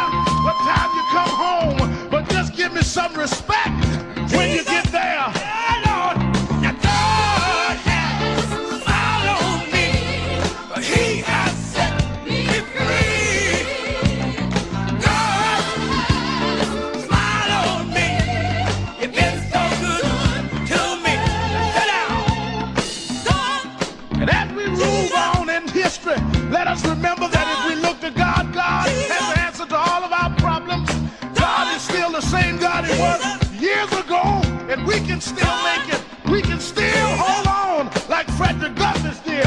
We can still keep him on like Martin Luther King did. We can still ride on the way everyone that made it did. They didn't have much, but they had a whole lot of faith. They didn't have money, but they had a lot of determination. We know that God will look out for his children, that God will make a way out of no way. If you just keep the faith and refuse to lose, and God will make. We're doing Hot Button. We're doing XL Friday and our legal programming all on one show. Jenny, if I go back to the phones, explain to our listening audience that it is not arbitrarily up to the president to do a lot of things that he is doing. It's because he's got the Republicans in almost a cult around him that the Congress does not step to when he goes across his bounds as president. Absolutely. So the president gets the president's authority from the United States Constitution, and those powers are limited. It's everything from like the president does not determine how much money goes where. So that's why you saw early on in his term, President Trump's term, when he was trying to pull back money for like things like child care or even U.S. aid and things like that. When the Congress allocates that money, it's Congress's authority to do that. When Congress allocates it, the Trump administration, the president can't decide unilaterally that he's not going to move forward on it. Trump does not control, the president doesn't control the federal budget. Another thing is the president can't just automatically send people to war. He can't engage in military acts without getting congressional authority to do so, which is why there was some pushback several months ago when he sought to do that, when he started, he did that bombing. I remember, was that Iran? Where did he do that? I can't remember exactly where that was, sir. I don't know if you remember. Yeah, I'm trying to think. I remember the issue, but yeah. But he's limited, and what's supposed to happen is a checks and balances. The Supreme Court is supposed to check the president. The problem is that the Supreme Court is now in Trump's pocket, and so they are finding what they will do is read the Constitution, and they will try to read it in such a way and interpret it to give Trump some authority. The United States Congress is supposed to push back, but what they will do is try to give the president what he wants, because these people are all now in the pocket of the president. And the sadness is that we see it not just in Congress, not just in the Supreme Court, but when you see things like major universities that are cutting deals so that the money that has already been allocated them by the federal government, again by Congress, for research and the like, hundreds of millions of dollars, when you've got universities who are cutting deals to pay to Trump and this administration money for acts, not doing enough according to Trump to control against anti-Semitism, but they're cutting deals like Brown University and Columbia to give Trump and the administration, the standardized test scores and the GPA, the grade point averages of admitted students to see whether or not they're bringing in people, especially people of color, black and brown people who aren't maybe at the same level with respect to a standardized test score. That has nothing to do with anti-Semitism. But these are people who are afraid that Trump is going to take certain things from them. Critical resources, in the case of universities, yes, but they're essentially not being that checks and balance and pushing back in the way that is necessary to keep this man from just going continuing going rogue let me add and doing to whatever that. the heck he wants. Let me add to that. You're talking about destabilizing officially, top to bottom, the United States because we're subject to having no say-so and no raise of our income or anything, because you're at the mercy of those that would hire a few of us. And that's what he's setting up. And if you look at what's going on in Texas with the rejoining Act or Borders Act, and coupled with the Supreme Court, this can be devastating. That's why we better start raising our voice and marching, because it's going to be too late if we go forward with Yep. this. All right, Spot on. You're spot on. let's go to Terry in Washington, D.C. Terry. Are you there, Terry? All right. Let me go to Larry in Wisconsin. Larry. Terry's calling back. Hold on. Terry's calling back. Let's go on to Larry in Wisconsin.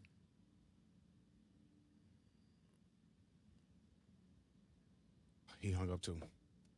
All right, so he's not there? No, sir. No, sir. All right, let's go to Raj in Cleveland, Ohio. Raj. Hey, Rev and Jenny, how you guys doing? Doing well. Oh, great. Thanks for taking my call. You know, in your opening dialogue, Rev, you had mentioned how what's taking place now is similar and parallel as far as like a parallel way to the post-Civil War. No, I remember you mentioned that in your opening dialogue. Yeah, well, But what I said action. Was, if you look at, they're going to celebrate next July the 250th anniversary of the country. We have been slaves for 246 years before we got free. We were brought here, and the most recorded that we brought here was 1619. Brought them up to the staging area of the ferry and of the staging area that allowed us to own and operate and raise generations right there. And that was, we came in New York at Port Authority, many of us, and joined the country. You fast forward now 60 years, Voting Rights Act, and you look at the Voting Rights Act and the Civil Rights Act, and how they are meticulously taking away your right to assemble, vice squad, your right to be innocent till proven guilty, all the way down the line. And yes, they intend to take it all, but there's some of us that are determined to reclaim it all. I'm not worried about my opponent as I'm worried about my posse, my friends. And if that don't correct that, I'm not going anywhere. Yeah. I mean, yeah, because that took me back to what I had called this show a few times and said that January 6th was a declaration of the Civil War. Because leading up to that year, they were talking about the right. They kept saying they want a civil war and a race war, and they kept saying that. And that, in January 6th, that had it all. The footprints, to me, it was like it had everything written on it as far as what they were thinking all along and wanting to do. And and also when I saw that Confederate in the Capitol, when they marched in there, parading, it's like Trump is with the bag and but that for him. Such came over here as far as European settlers. They were trying to escape the oppression of the Catholic Church over where they were from, in the ethnic areas over in Europe and the European countries, and then they get over here, and I guess they thought, Trump was just going to attack who he was saying out loud, but not saying the quiet part out loud, not knowing they were going to be involved as well. And then America had fought off the Nazis in Germany, to prevent America from ultimately being attacked and taken over by Hitler and the Nazis. And they a lot of their ancestors fought in that war as well. Yeah, but And I think part of what we got to deal with this, when you deal with the context of this meeting tomorrow between Putin and Trump, is the whole world coalesced against Hitler because he had declared war against the United States. If we fought to maintain an emancipated society or did not fight against slavery, it was all right as long as we didn't take a position.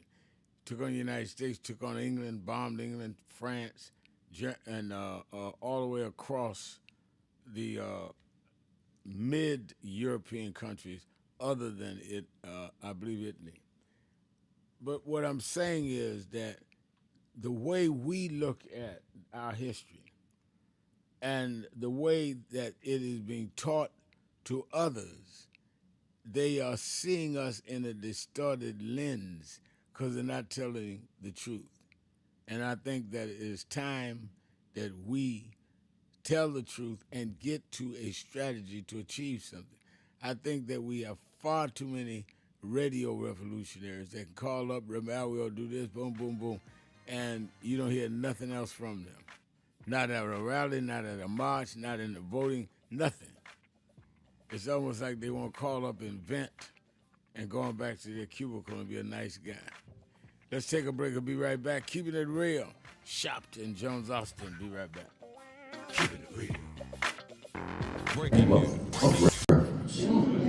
400 years later, it's time to do some assessing where we came from. While Alabama, Georgia, and South Carolina, and Mississippi take the hits, the real trade market for commerce and cotton was New York, the port of New York.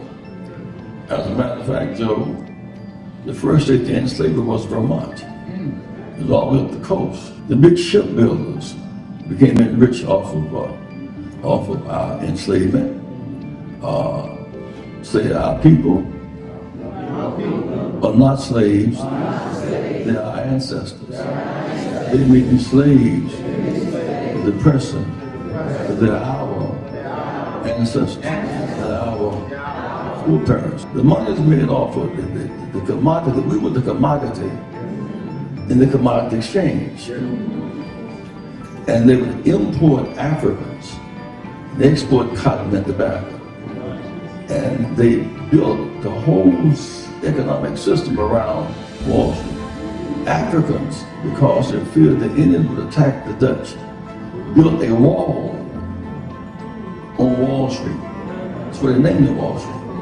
It's the Africans, with logs and trees, built a wall around Wall Street, keep the Indians from attacking the Dutch. So Wall Street was named after us.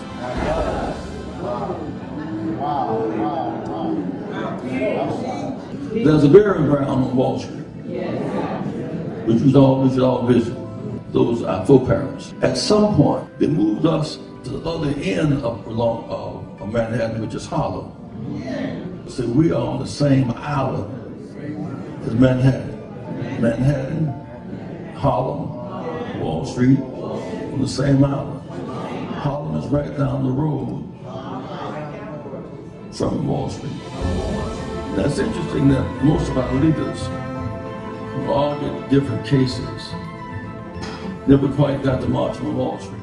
That was Reverend Jesse Jackson speaking at National Action Network's House of Justice in 2020, saying that we ignored dramatizing, putting the spotlight on the economic inequalities, the economic issues of this country by never having marched on Wall Street en masse. Well, on August 28th, 5 years later, we're going to do just that. Because with this big, beautiful bill, which is a big, ugly bill that cuts Medicaid and SNAP with the ending of diversity, equity, and inclusion programs and initiatives in the private sector, which gives blacks and others jobs, contracts for businesses, making sure we make the C-suite based on our merit and not excluded because we didn't have the family background in a given place, whether it be academic or business. The people that benefited from that are the ones on Wall Street that deal with the stock markets, that deal with the Dow Jones, that deal with making trade off of the decisions of those that supported the Trump initiatives in this area. So we are not this year going to Washington on the anniversary of the March on Washington. On the anniversary of the March on Washington, we're going to Wall Street. And Reverend Jackson, we're going to do what you said. Thousands of us are going to non-violently but firmly come and say that the dream cannot be deferred by tax cuts for the rich and cutting those out that need food assistance, that need support with health care and other economic policies that have choked the middle class and the poor.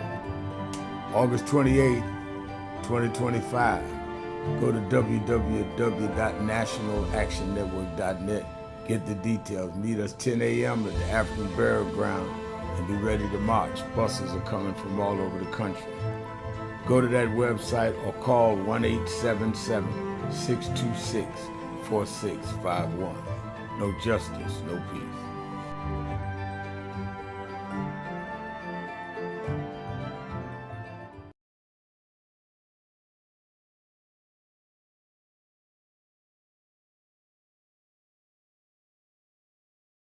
One year ago and change, 67 weeks ago, we started marching every Thursday, am I right, on the offices of Bill Ackman. Bill Ackman was the architect of ending DEI, which is diversity, equity, and inclusion. He started it. I want to give a little history because a lot of people get Negroitis and get confusion. I don't even mind your ego, everybody need one, but you don't have to become contrary and duplicitous. We got to have integrity even among those with ego. So we started when they first came out against DEI. Now Ackman and them started it going at Harvard University, forcing out the first black woman and first black president of Harvard. We went to his office and been going 67 weeks. I went first 10 to 12 weeks. And this brother, stand up, Reverend Ron McHenry, coordinator, House of Justice. This brother has been there every week. Many of you here in the audience have marched every week. So we didn't just get in this. We were in it the day they came at Claudine Guy. Last year's convention, we dealt with DEI. This year we said that we're going at these corporations that had come out against DEI. Many of you, most of y'all I'm looking at was at the convention. And we hit Pepsi. Pepsi called and said, all right, we 8-9 days in, we agree to meet. And we went, purchased New York, chairman of our board, Reverend Dr. W. Franklin Richardson, and Carol Wallace, who's a special advisor to us on finance, and laid out to them that one, we don't care what you call it, DEI, IED. Y'all are gonna keep your commitments in terms of the black community. And that means we don't want special privilege, but we do not want to be specially excluded. This is not about we don't want merit. We feel if our people are at the table, we can beat anybody on merit in many cases. So we want from employment to your board, to how you deal with marketing, to who does your financial investment. We want to go across the board with that. Otherwise, if you don't want to deal with the question of diversity in how you do your business, then don't deal with diversity in your consumer base, because you don't believe in diversity. So we just will try to remove all the dollars we can from buying your stuff. In fact, I told the chairman, met with the chairman of the board, met with the CEO. I said, in fact, I learned that not from growing up civil rights, I learned that from Donald Trump. So what do you mean? I said, Donald Trump said he's going to redo tariffs, that if he doesn't get what he wants for the country, they were going to raise the tariffs. I'm doing the black tariff reverse. If we don't get what we want, I mean, y'all can't be for Trump and tariff and not be for us in the African American community with a tariff.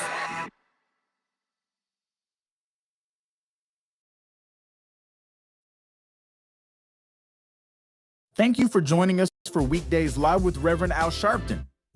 Take the time to share this broadcast right now. Tell your friends it's time to keep it real with Reverend Al. Comment your questions now in the chat or call Reverend Al Sharpton directly on air at 877-532-5797. Now stay tuned for Reverend Al. This is Reverend Al Sharpton. As you watch the broadcast, support National Action Network. Go to www.nationalactionnetwork.net and be involved. You can join, take your membership right online, www.nationalactionnetwork.net. Getting ready to start the program, but we need you to be part of the movement.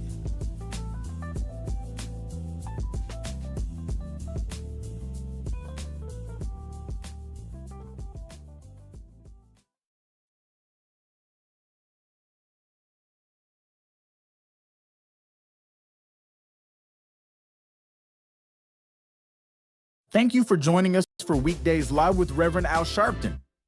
Take the time to share this broadcast right now. Tell your friends it's time to keep it real with Reverend Al. Comment your questions now in the chat or call Reverend Al Sharpton directly on air at 877-532-5797. Now stay tuned for Reverend Al. Let me say by way of announcement. This is Reverend Al Sharpton. As you watch and Sunday, watch Politics Nation with Al Sharpton live at 5 p.m. Eastern Time on MSNBC. Among my guests tomorrow is going to be the mayor of Baltimore, Brandon Scott, replying to President Trump saying he may take over Baltimore. Let's hear what what the mayor himself has to say about it. And I'm going to have some members of Congress on whatever happens in this Ukraine meeting tomorrow, later today, in Alaska today with President Trump and Vladimir Putin. I believe both of them have just landed. Also, we'll have on Spike Lee tomorrow, live in the studio, talking about this new film he premiered. It goes into theaters, I think, Monday, starring Denzel Washington and A$AP Rocky, another sport junk.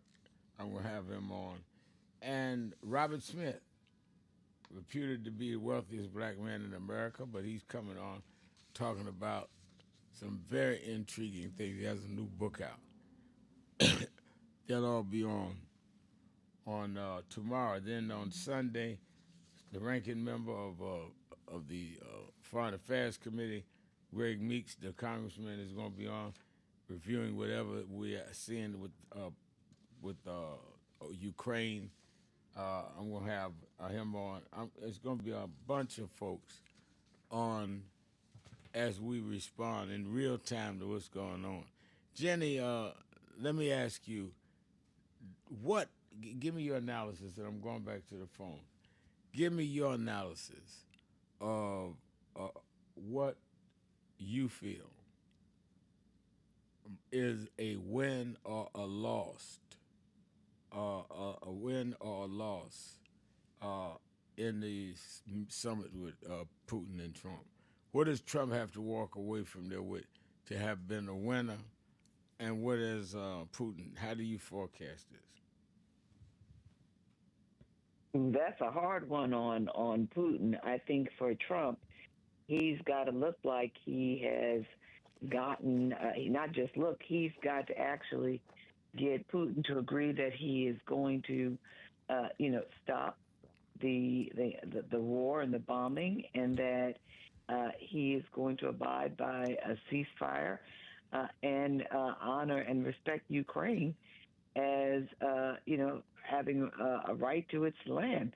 But a lot of people are saying that Trump is trying to, make it like keep the stakes low to make it look like if he gets Putin to say he's going to commit to studying this more, or that he just got them in the room together, that will be a win. But he's got to show that he's not going to get he's going to get Putin to agree to do something that indicates that he's respecting Ukraine and Ukraine leadership, and that he's going to, stop warring against them. He's also got to show that he's holding Vladimir Putin to, the fire in terms of suggesting that he's going to hit him with sanctions if he doesn't comply. So, I think that's how he's going to look like a winner, if he looks like he's really firm on Putin and he's not getting Putin to just say, well, he'll explore, he'll further consider it. He's got to look like, it's not like Putin just blowing smoke, the way that people say that Putin has done with former presidents. So, I think that Putin wants Trump to look like he's in support of many of his proposals, but I don't think Trump can do that without really getting Putin to declare that he's going to pull back and then demonstrating that he's going to do it. I agree. I think you're right. Let's go to Lewis in Washington, D.C. Lewis. Brother Al. Yes, sir. Can you hear me, Brother Al? I do hear you. I appreciate your work, Brother Al, as usual. Thank you. And it sounds like you're a little bit under the weather. I hope and pray that. No, I you'll just be got a fine, little man. cold. I'm all right. I'm fine. Thank you. All right.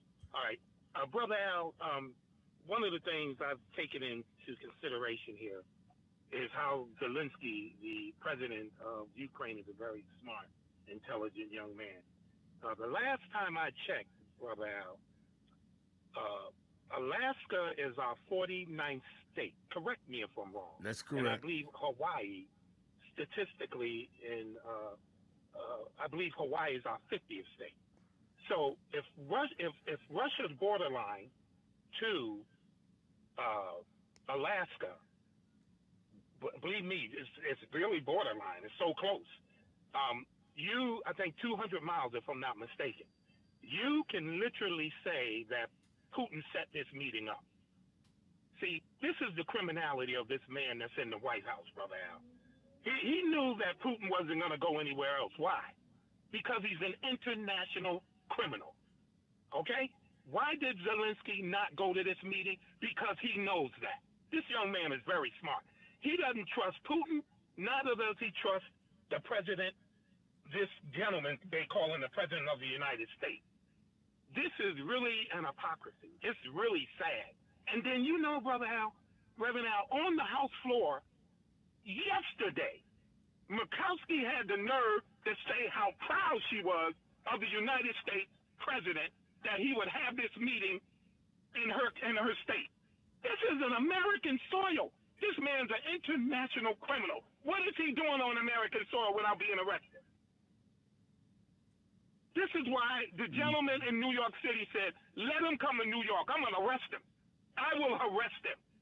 He's an international criminal. And it's sad to see one of our sitting senators, Murkowski, be so glad that our president is having this meeting on American soil when this is an international criminal. And Trump cannot change that because it's etched in stone. It's law. And it's in Project 2025? Yes, sir. And let me say this, Brother Al. The other thing is this. You got a sitting senator that's proud of this. Does that mean she agrees with Putin's way? Yeah. Because if she agrees with Putin's way, there's no way this woman should be sitting in a senator's seat. To say a murderer, to say a man like Putin is an honorable man, that she should be glad he's on her soil. I don't get this stuff. I really don't get it. Well, I think people in that state of Alaska should be very upset right now. Well, I think you're real clear to me. Thank you for your call. You use the expression you don't get it. I think you do get it. You get it too well. Let's go to James in Atlanta. James. Yes, sir. Reverend Sharpton? Yeah. Yes. Yes, sir. How are you doing, sir? I'm fine. Attorney Austin. Yeah, Reverend Sharpton, you know what else is in front of us? Well, all this stuff is going on with the troops and National Guard and all this stuff. You know, what else is in front of us that is moving quickly? Roadblocks are being removed, and it is this cryptocurrency issue, because the occupant of the Oval Office owns his own cryptocurrency business. In June or July of this year, 3 laws were passed regarding the cryptocurrency, namely the stablecoin, which is in the family of cryptocurrency. You have the Genius Act, which gives some regulatory guidelines, and then you have the Clarity Act, which moves the oversight of the currency from one agency to another. Then you have the Anti-Central Bank Digital Act, which cuts the central bank out of the cryptocurrency business. They are not allowed to issue their own stablecoin. And stablecoin is a coin that is used to make payments across borders, across the world, or down the road. And every time that coin is used, the issuer of that coin makes money from it. And you have the independent news network on YouTube, Midas Touch, released a video on this, and they did an excellent job of breaking it down and explaining this. It is called the Trump Shadow Crypto Network. It's worse than you think. You have 200 cryptocurrencies on the market, stable coins on the market around the world. Trump coin, called from his company, World Liberty Financial, is already ranked at number 5 or 6. You know, Reverend Sharpton, the number 1 coin is called Tether. In the last 2 or 3 quarters, they have made approximately $120 million per week. $120 million per week. And so what is the ultimate goal? His ultimate goal is to become the wealthiest, one of the wealthiest, or the wealthiest person on earth, with some probably at probably on the same level, or similar level as a central banker. So I think this is happening directly in front of us, in which the central bank is being cut out of the picture, and other central banks around the world and governments around the world, they are generating their own stable coin and making money from them. So it has its advantages and disadvantages, advantages and disadvantages. So I just want to point that out, sir, that this is happening in front of us. Hello? I think Okay, I'm listening to you. Yeah. Yeah, go ahead. I think my signal went out, but we're back. Let me take a break. I'll be right back. Keeping it real. Sharpton, be right back. So who is Al Sharpton anyway? Who is this 33-year-old preacher without a church? A number of black New Yorkers as well. He is little more than a pudgy exhibitionist who can be counted on to show up, bullhorn in hand, at every racial incident.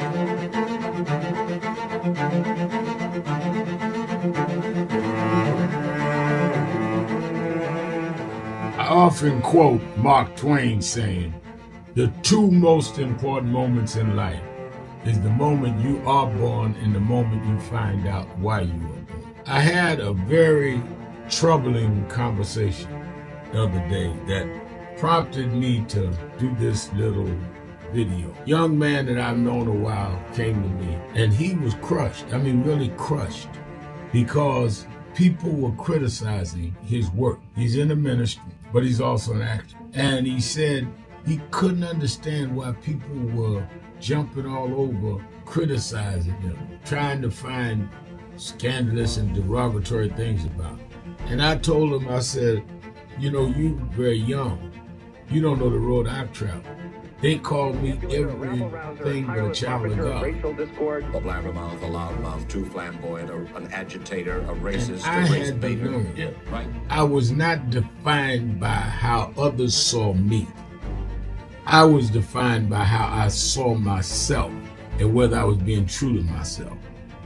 Some of you watching this don't like me. And it doesn't matter as long as I know what I'm doing. And I like me for being real. So I'm doing this video to say to you, whoever you are and whatever you do, you may not be in ministry or social justice, none of this stuff, but don't live your life worried about opposition or people that don't like you. You can turn that around use me as an example. The same people that call me a scam artist, a con artist, a sellout, or racial hustler and all, I kept going. And the people I respected started respecting and publicly embracing my work. When Coretta Scott King, the widow of Dr. Martin Luther King Jr., had this to say about Al Sharpton. A leader who has protested injustice with a passionate, unrelenting commitment to nonviolent action in the spirit and tradition of Martin Luther King Jr. And I am talking about your leader, our leader, the Reverend Al Sharpton. The other thing that hasn't changed is the National Action Network's commitment to fight injustice and inequality here in New York City and across America. And that's not only a testament to Reverend Sharpton, it's a testament to all of you who are here tonight. First and foremost, to Reverend Sharpton. I saw him when he first came on the scene, and I have marveled at his tenacity, at the development of his intellect, and his devotion to our movement, and much he has contributed to the world we are experiencing. I am honored, and I must say that when I had my debate with Dr. King on the issue of the church and religion, he didn't warn me that after his departure, his space would be filled by another preacher, and that preacher would be Al Sharpton.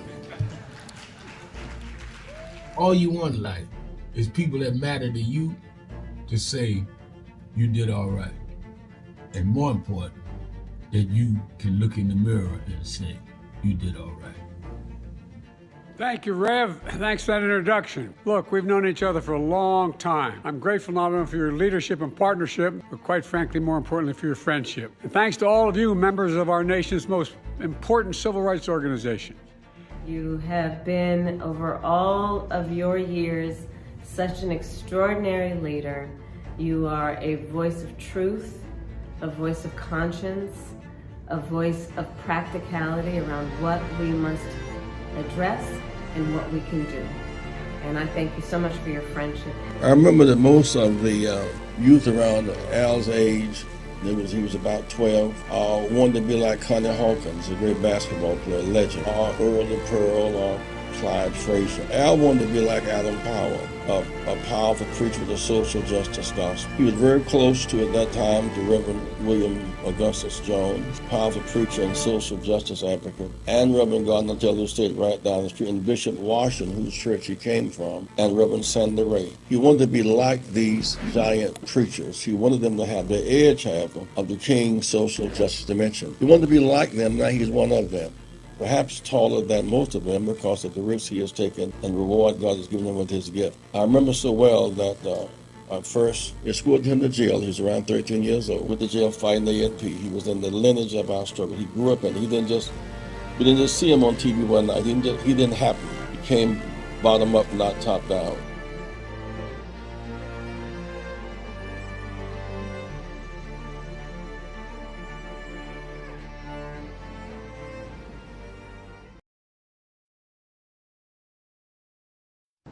I work out every day, 30 minutes, rigorous workout, on the elliptical, on the bicycle, some weights.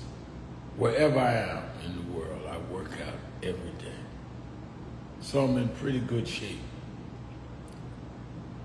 The thing I had to work on was laziness. When I started this process years ago of working out after my morning prayer and meditation, someone that I said, you don't have to do it, you did it yesterday, you did the last 5 days. And I found that it was nothing but laziness that stopped me from a daily routine. It wasn't that people say you can get the same amount of being in shape doing 5 days a week or 3 days a week that you get in 7. And all of that may or may not be true. But that was not what was stopping me. It was laziness. And I had to get myself in a mindset that my laziness had to be conquered every day. And if I started my day, prayer meditation, conquering laziness by working out, it would set a mindset. It would give me a mindset for the day of not letting laziness stop me from doing what I had determined I needed and wanted to do. So I'm not going to debate with you whether you need a daily workout or not. I am going to say you need whatever will make you get by your laziness. With me, it's prayer, meditation, daily physical workout, because I leave my laziness of the day in the gym, and that follows me in my work, in my engagements, in my dealing with people, because I've set a tone of defeating laziness before dawn.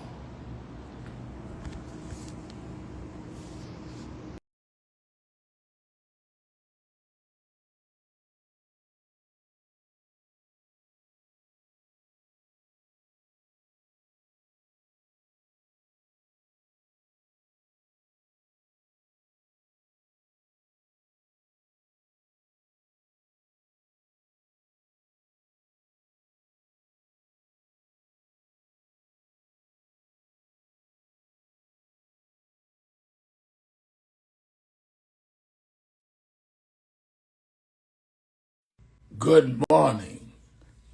One of the real goals in life, and I want you to think about this, is to fulfill your mission and continue to work on it until you fulfill it. And at the same time, be able to find real pride and fulfillment in being you.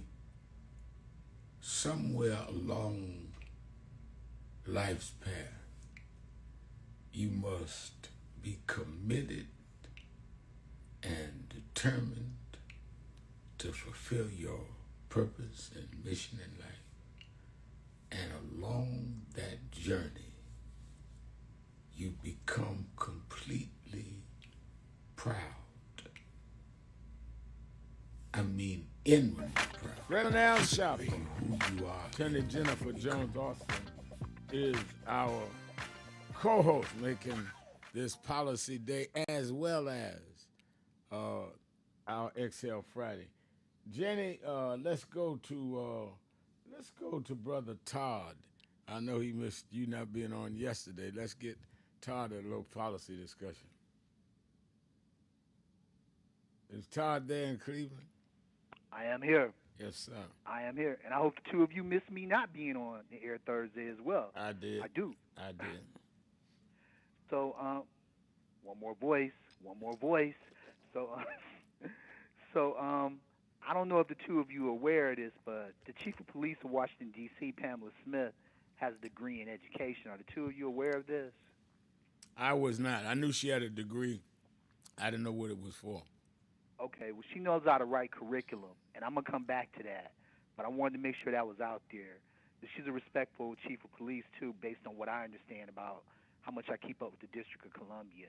But I want to address the seriousness and why people are not acknowledging how bringing in more federal agents and bringing in the National Guard was actually a good idea.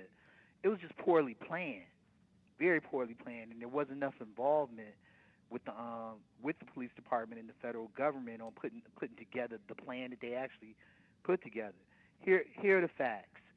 Mayor Muriel Bowser said that they have a crime rate that's back down to 30 years ago. Well, that's 95. And let me be clear on this too.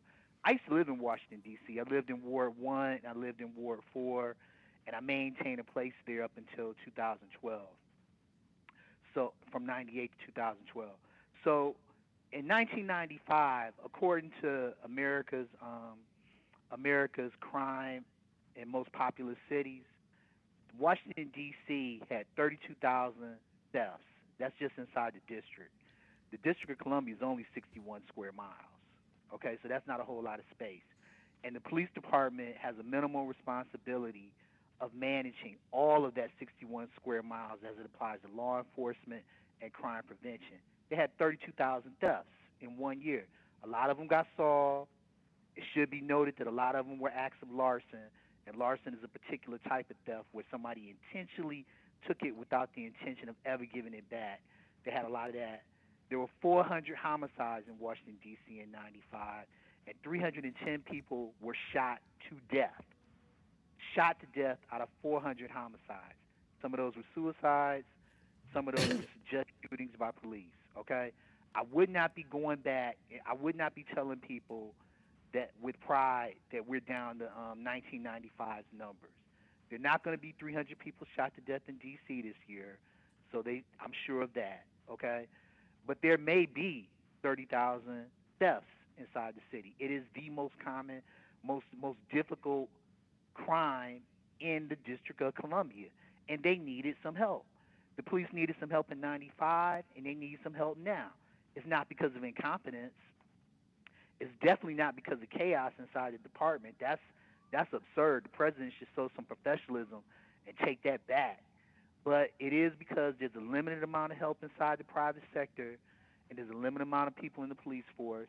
And when federal people come in, that gives these officers time to go back and better detail their reports. It gives them time to go back and put reports in that they didn't even get in because they had to spend so much time out on the street.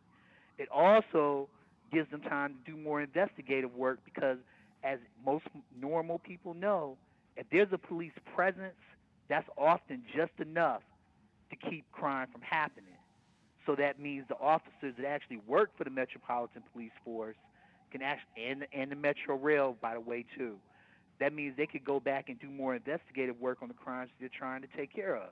So it's a good idea that the federal government got involved in that 61 square mile area that we call the Washington, the District of Columbia. It just needed to be better planned. It just needed to be better planned, and it still can be better planned. Now, I want to hear some response, and I'm going to explain why I brought up that Pam Smith has a degree in education, and I know she could write curriculum, the chief of police. Jennifer? One begins with, I appreciate the point that you're making. And, one could say here in New York City, Baltimore, Wichita, Kansas, Cleveland, Ohio, anywhere in America, you could have police departments say, yes, we could use some support. We could use some assistance. Whatever their crime statistics may be. There's always, if you look at policing across America, there's this belief on the part of many that we need more resources and more supports in policing. Not everybody agrees with that, but many police officials do. Many mayoral, municipal officers agree with that. And if you remember, early in the week, Mayor Browder said that she welcomed, the support from the federal government. That's when true. You get to overreaching, that's when you have a problem. That's when true you have too. the federal government come in and say, oh, no longer does this police department and all of its officers take their orders and their directives from the police chief and from the mayor, and now by order of the Department of Justice Attorney General, you've got the Drug Enforcement Agent leader agency, the DEA, now being in control. Yeah. That's overreach. And But I think that's the kind of messaging that the Democrats ought to be doing. Just nail them right on that, because I think I did Morning Joe 3 times this weekend, and my show Saturday and Sunday, and I'm going to do Nicole Wallace after this show. I'm going to do her at 5:30, and then our shows over the weekend. All of the shows, I'm going to find a way to put in there. We are talking about a man saying he will restore law and order, who is the first and only convicted felon sitting in the White House. Let's start there. Well, who are you talking about? Are we now going to have Al Capone, the chairman of the trustee board at your church? Why would you have a thief there? So obviously, he's not concerned about crime. Not only did he, Jenny and Todd, not say anything while they was tearing up the Capitol, looking to hunt down Michael Pence and hang him, he, after he got back in office, pardoned many of them, pardoned them. Some of the people he would be trying to apprehend in the streets could be some of them that was out in that MAGA crowd. Let's remember who we're talking about. Let me see if I can get in a couple more calls. Let's go quickly, everybody, when I go to you. Let's go to Rodney, mayor of Queensbridge Houses in Queens, New York. Is Rodney there? Good afternoon, my shepherd. How are you? I'm doing good. Good afternoon, my shepherd. How are you? I'm doing well. How are you? Yeah, okay. I want to talk about, I attended the Black Health Matters Expo yesterday in Harlem at Riverside Church. And I don't just want to talk about black people and advocate for themselves. But they had different topics, different, panels, right? And the main thing was like advocacy, because I remember my mother and father, right, when they passed away.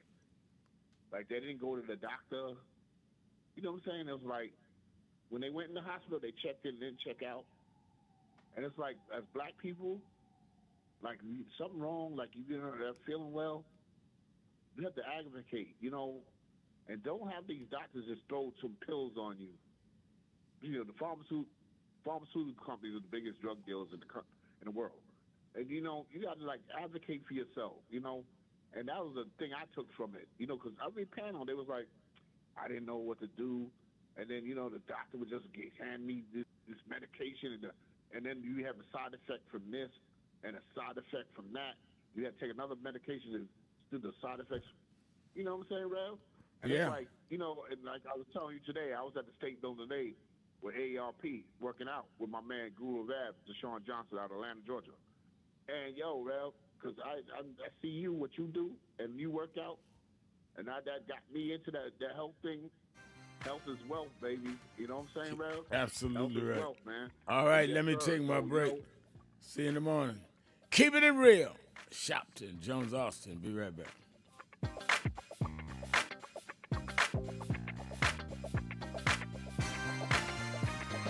Let me say this on our weekend assignment about really confronting and stopping your laziness and mind.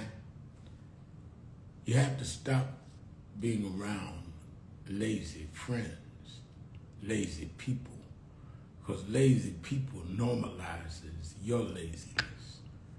They make you settle for less than what you can do and be. They say, well, you don't need to do that. You all right, you good. Because they don't want to press their way. They encourage you not to press your way. And then some are just snakes, want to hold you back, envious, jealous. They're mediocre, so they want you to stay that way. Let me tell you how you handle snakes, though. Don't fight them. You don't kill snakes with kindness. You kill them with distance. Let them starve to death. Just get away from them. Snakes need you close in order to bite. Just get your distance from snakes. And realize that God doesn't require that you know it all. He only requires you have the faith to take the next step knowing he knows it all. So get past being lazy and say, I'm going to make this effort. I'm going to make this move. I'm going to make this attempt. I'm going to take this step. And God will do the rest. That's what faith is. I was reading this passage this morning. It says, your friends think you're lucky.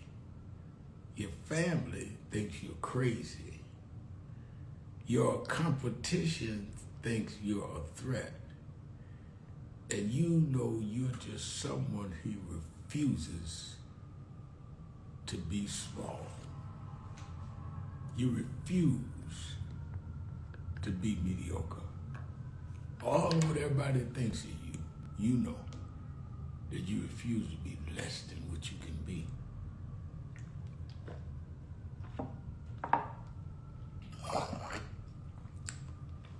Others look at you as complicated. Don't let people complicate what you know is simple. You just refuse to be reduced to someone else's measure of you. That's why you got to get your lazy self up and be what you know you could be. You're not getting too old. You're not polished enough. You're not educated enough. You're not one that doesn't have enough connections or contacts. You're just lazy. All that stuff you don't have, you can get. It's within your reach. Now put it within your grasp.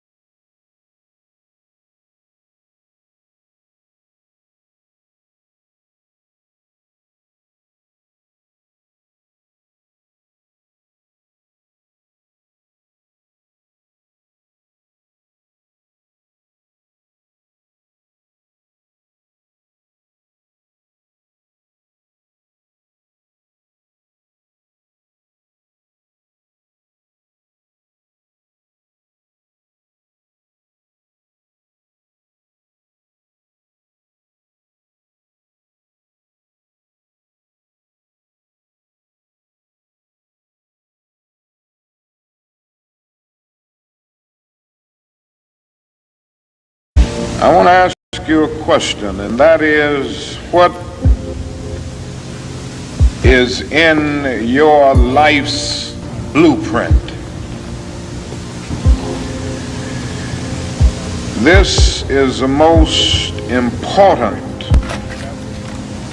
and crucial period of your lives, for what you do now and what you decide now at this age may well determine which way your life shall go. And whenever a building is constructed, you usually have an architect who draws a blueprint. And that blueprint serves as the pattern, as the guide, as the model for those who are to be. I want to ask you a question, and that is, what is in your life's blueprint? This is the most important and crucial period of your lives, for what you do now and what you decide now at this age may well determine which way your life shall go. And whenever a building is constructed, you usually have an architect who draws a blueprint. And that blueprint serves as the pattern, as the guide, as the model for those who are to build the building. And a building is not well erected without a good, sound, and solid blueprint. Now each of you is in the process of building the structure of your lives. And the question is whether you have a proper, a solid, and a sound blueprint. And I want to suggest some of the things that should be in your life's blueprint. It's XL, keeping it real. Friday combined with Policy Day Thursday. Lieutenant Jennifer Jones-Austin is with us. Let's go back to the phones, Jenny. Let's go to the sage of the South. Brother Jihad is on. Jihad. Hey, good evening. I'll talk real fast, Brother Al. I couldn't disagree with Todd more than ever. Has Todd watched TV and saw tanks, the men with military, not police wear, military wear, walking around D.C. According to Todd's own statement, to catch a burglar. He didn't say to catch a murderer. Right. Even to catch a bank robber.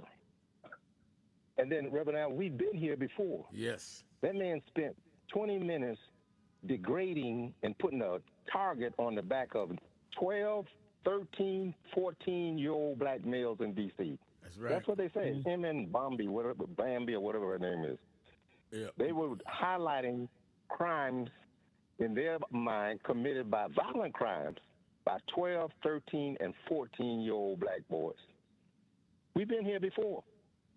What comes out of that situation is the same thing that came out of the situation with the drug and the crack cocaine epidemic. Sure, there are people like Todd who understand and see there's violence. Even though you give him the stats to say that the violence has gone down, and the young lady that's in the studio showed that you can use that analysis all across the country, then how do we justify bringing tanks, FBI agents with guns, not suits? FBI agents usually wear a suit. I haven't seen an FBI agent with a backpack on like he in the military or the army. I disagree totally, Reverend. Now I know you don't have time. We'll call back tomorrow, but that was on my mind. Please call back. And I'd like to go into it a little bit further. All Thank right. you very much. Thank you for your call. Let me go to Sharif in Washington. Sharif.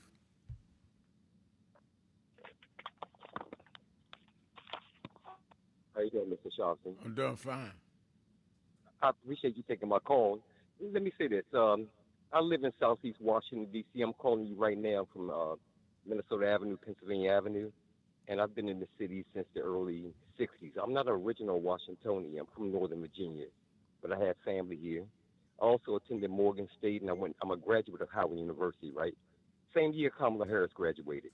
And let me say this narrative that crime is down in D.C. is false. I've been here. I'm a teacher. I'm an educator, a mentor. I put in my work, as my professors taught me at Howard University. And this city needs help. East of the river, across the Anacostia River, Ward 7, Ward 8, Ward 6, they experience major crime. I've had so many of my students being murdered, even from 6th grade. And these Europeans up in Northwest, these progressive liberals who say they're protesting against ICE and the ATF and the DEA and the FBI and Metropolitan Police working in coordination with them to lower the crime rate. They have no insight. Wait a minute. What insight do you have that the local police? I live in a neighborhood. You hold it. You're getting ready to get off now. I waited, gave you time. When I answer you, you're not going to break into what I'm saying. What evidence do you have that the National Guard is working with the local police when the police chief has said herself they had not worked out a plan? They didn't know about it until it was put out. And they have now, Trump, removed the power from the police chief and said it's going to be run by... I agree with that. Okay, let's go to the next call, because you can't call me and let you talk 2 minutes, and when I'm talking, you're going to quit talking. So let's not do that. You can disagree without being disagreeable, brother. High school. Say what? Anacostia Senior High School, Eastern Senior High School. No. I've raised a point to you. Don't ignore what I raised. How do you explain if you said they're working together, they removed the police chief, they're working with who? Who's giving the orders? With the federal government. Federal government should not be. City. Federal government said DEA. This is a federal city. Well, it is August 15th, 2005. Tell me something else you don't know. We marched for 30 years. Wait a minute. This is what date it is. You're saying obvious stuff. We know it's under the feds. We've marched and lobbied to try to make sure they got independence. So that's a nonsensical article. What you won't You know do. Trayvon White? Okay, Trayvon White I and know. I'm going to the next call if you keep playing evasive. I asked you on what you said.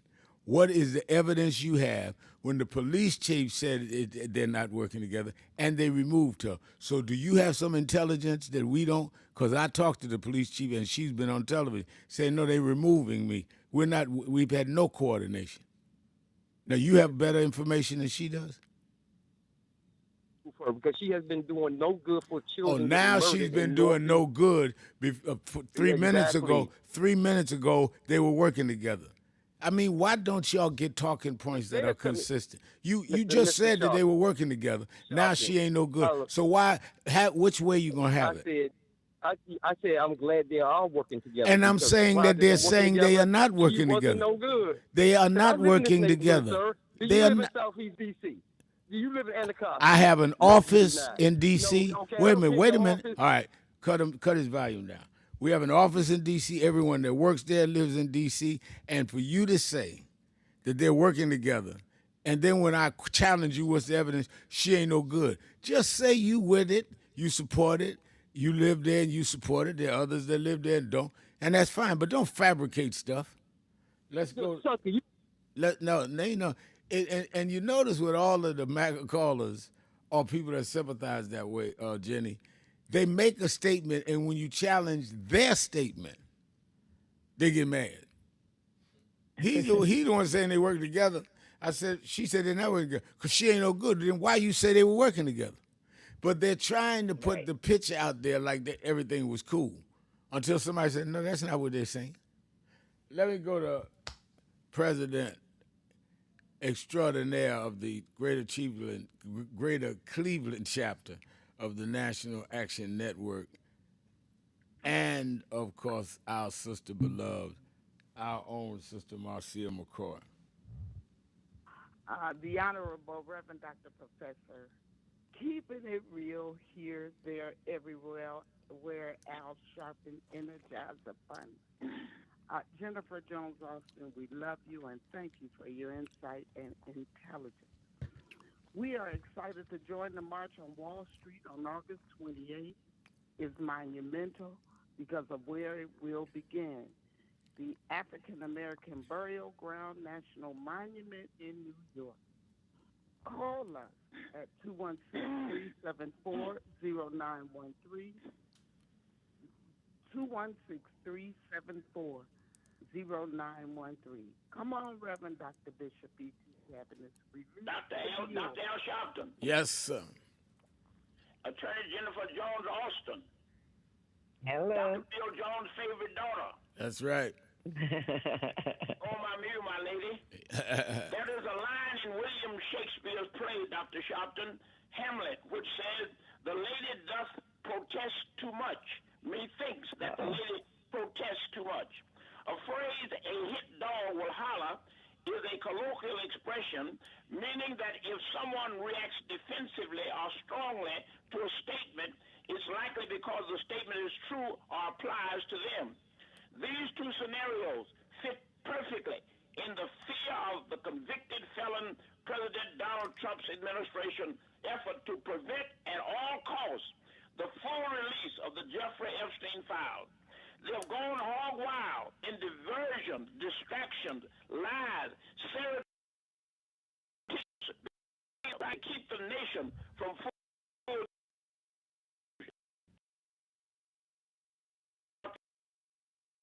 And Epstein is 40 years old. We also know Trump and Epstein for at least 10 years, along with imprisoned in a 20-year sentence for complicity in procuring young girls for prostitution. This despicable cartel of evil people destroyed young people's lives by heaven knows how many. One young woman a few days ago committed suicide from the residue of these egregious perpetrations. Could these files contain concrete evidence that the convicted felon occupying the Oval Office is a person who participated in these dastardly sexual crimes? They are protesting too much and are hollering like a hit dog. This entire Trump administration, from the top to the bottom, are using every tactic they can to bury the files and keep them from being made public and viewed by we the people. Hit dogs don't just holler. They hide. They distract. They cover up. They protest. They lie. They gaslight and try to change the subject to any and everything else. More reason to release the files and unleash this one big secret that he and Epstein had. The nation, our democracy, the people deserve the truth, and nothing but the truth. If there is nothing to hide, so be it. Release the files and let the truth be told. If the files show beyond a reasonable doubt that this president is complicit, is in fact guilty of the crimes that Maxwell is behind bars for, and Epstein who committed suicide, rather than confess the truth, then let justice be served. Trying to distract and divert the people's right to know the truth won't cut it. A crook is a crook is a crook, no matter how long you hide behind the barn. The darkness of this shame will without a doubt come to the light. I'm out of time, Bishop. Release the file. Release the Jeffrey Epstein file. Expose the pedophiles and put them where they belong, in prison. Thank you, Bishop. Bishop Cavaness, E.T. Cavaness of Cleveland and our Cleveland chapter, National Action Network President Marcia McCoy. Thank you, Attorney Jennifer Jones Austin. And thank all of you that called in, listened in, you that called in and couldn't get through. Remember, whatever you do, wherever you go, however you feel, tell somebody, tell anybody, tell everybody. The Reverend Al told you personally, keep it real, keep it real, keep it real. I'll talk to you Monday.